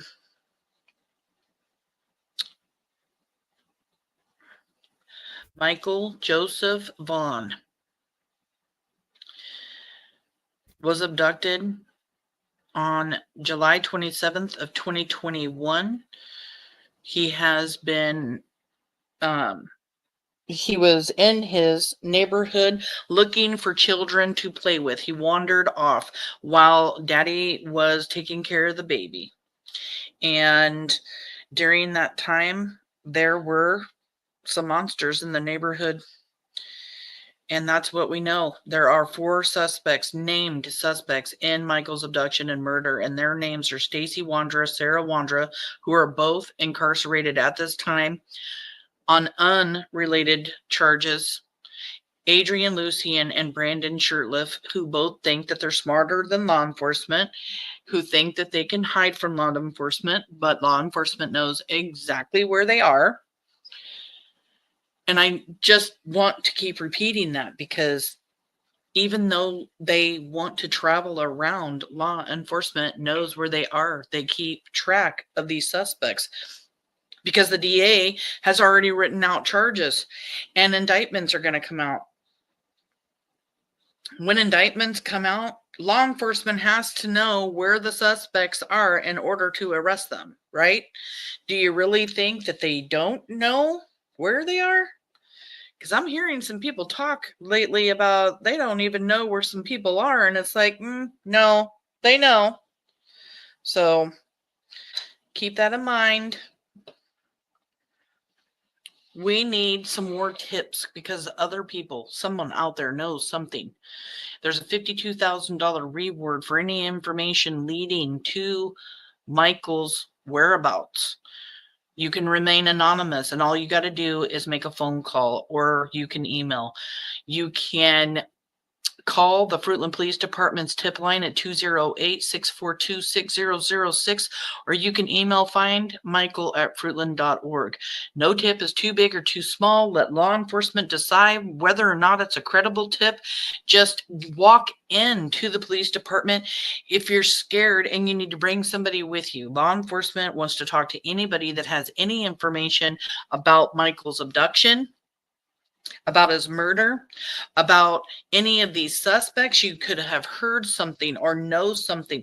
You may have even heard something through the grapevine. And like I said, even though it's through the grapevine, even though it could be hearsay, let law enforcement do their jobs and decide whether or not it's a credible tip, okay? That is important to know. The Vaughan family is still suffering every single day, not knowing where Michael is. Michael deserves justice. Michael deserves to come home to his family. They deserve to have that peace and to be able to mourn for him the way that they should be able to mourn for him, instead of wondering where he is. Because one of these 4 suspects abducted Michael, one of them murdered Michael, one of these suspects buried Michael in the Wondra'S backyard. We know that because Stacey Wondra gave a credible tip to law enforcement. Law enforcement went and dug up the yard. 250 yards of dirt. were dug up and sifted through. They used ground penetrating radar to look for anomalies, and they know there were anomalies in the backyard where dirt had been shifted around. They have evidence, not only from the yard that Michael was moved there and then later moved, but they have evidence from within the home that Michael was at the Wondra'S house. And if they had Michael, that would make this case so much stronger. Even though they already have a strong case, the DA is making sure that they have the strongest case ever right now with no body, because that's what they have to do. They got one chance to do it, one chance only, and they're making sure they're doing everything they can right now to get it done, to go after them, and that one time nail all their asses to the wall. That is what they want to do. These suspects are looking at life in prison, if not the firing squad when they get the death penalty. One of them could come forward right now and tell law enforcement exactly where Michael is and make a deal. But time is running out. So Adrian, if you're listening, Brandon, if you're listening, if Sarah and Stacey get a message, the message is talk to law enforcement before it's too late, or you will spend the rest of your life in prison and possibly look at the death penalty. If anybody has any information about Michael Joseph Vaughan's whereabouts, our precious monkey, please call the tip line at 208-642-6006 or email findmichael@fruitland.org. Remain anonymous. Bring a friend into the police department. Collect over $52,000. Please do your job as a citizen and come forward. Be Michael's hero. A 5-year-old little boy's hero. He loves Spider-Man. Be his Spider-Man. Be his hero. Come into law enforcement and give them a tip. 208-642-6006 or find Michael at fruitland.org. No tip is too big or too small. This family deserves peace. Michael deserves justice. And we're never going to stop. We're never going to stop asking questions, doing lives, putting out information about Michael, sharing Michael. We're Monkey's Army, and there's so many of us in Monkey's Army. Some of us that disagree or agree with certain aspects of the case. It doesn't matter. We all want justice for Monkey. That's what the goal is. I do these lives to bring awareness. I do these lives because the Vaughan family needs to keep Monkey's name alive, and I love being a part of Monkey's Army, and I love being a part of this, a community of people that cares about a little boy that was abducted July 27th, 2021, Monkey, Michael Joseph Vaughan. He was abducted in his neighborhood in Fruitland, Idaho. 4 suspects, named suspects, still to this day, as of January 10th, 2025, they are still the named suspects. Indictments are coming. Brandy and the Vaughan family have seen the charges. As heartbreaking as it is, they've seen those charges. Brandy's own tears landed on the charges that she read because she got to see firsthand what law enforcement knew. I can't even imagine how hard that day was for her to find out what law enforcement knew. Those charges had to name very specific things that they are charging these suspects with.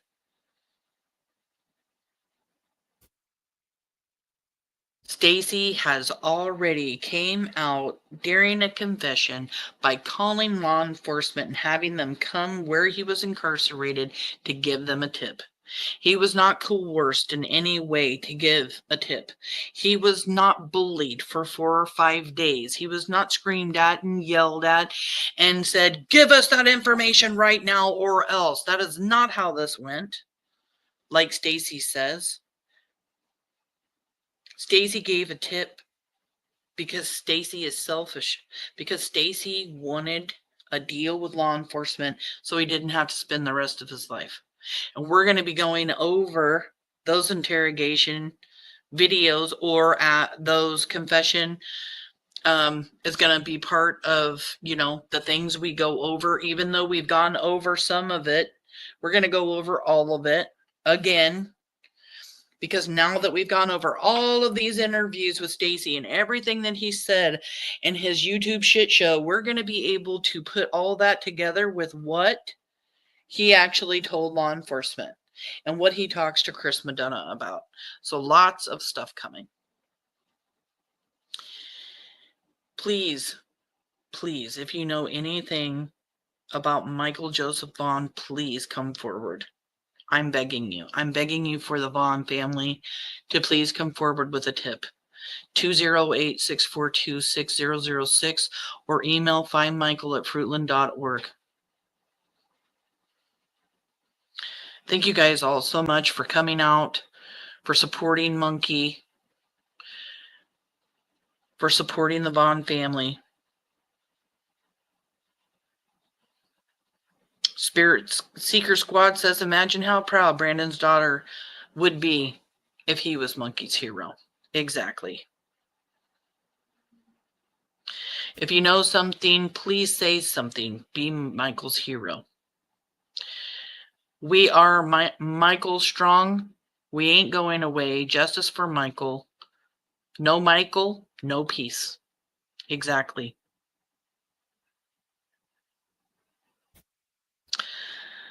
I have a feeling something big is about to happen. I have the same feeling. Michael will make history. People keep telling me no body, no crime. No body, no crime is exactly what Stacey said to law enforcement, and J.D. Huff had a message for that person that even though there's no body, a crime still exists. They still have the evidence that they have, and no body cases get solved all the time.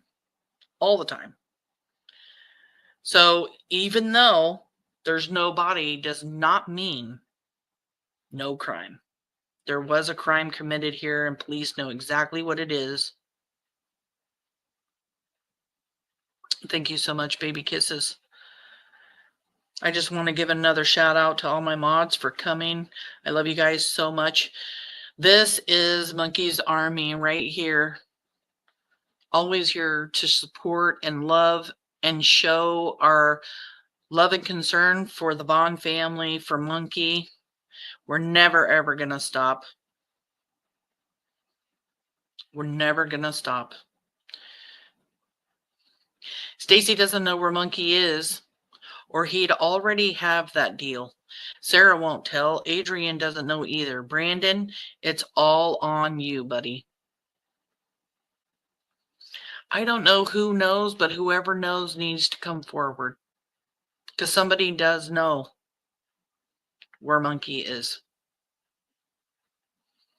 You can make a deal. Save yourself before it's too late, Brandon. Those are messages. He just friended me on Facebook. So now we're friends on Facebook. We've still been talking. We've still been texting with each other back and forth. I know a lot of people still ask if I'm still in contact with Brandon, and I am.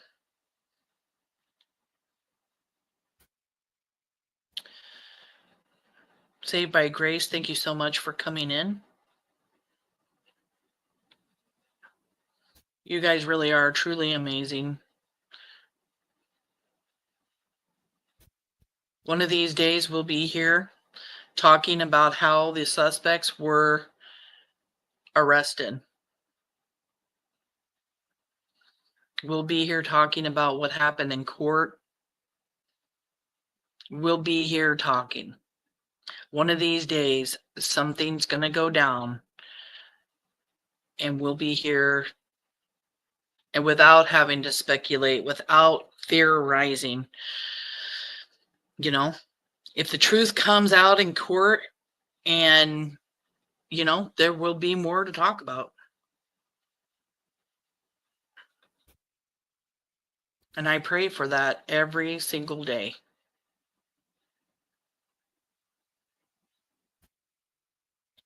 You guys all for coming. I appreciate you all. Thank you for your prayers. Thank you for being a part of Monkey's Army. I will see you Monday. Have an absolute great, great, great weekend. I know I will, celebrating my granddaughter's birthday. Love you guys. Stay strong out there. Stay safe. Do something good for yourself over the weekend. Just do something great for yourself, even if it's just taking a break and relaxing, staying off social media, get a haircut, get a pedicure, get whatever. Go work out in your garden and do some earthing with your feet and hands. Do whatever it is that you love to do, but do it for yourself. Have a great weekend.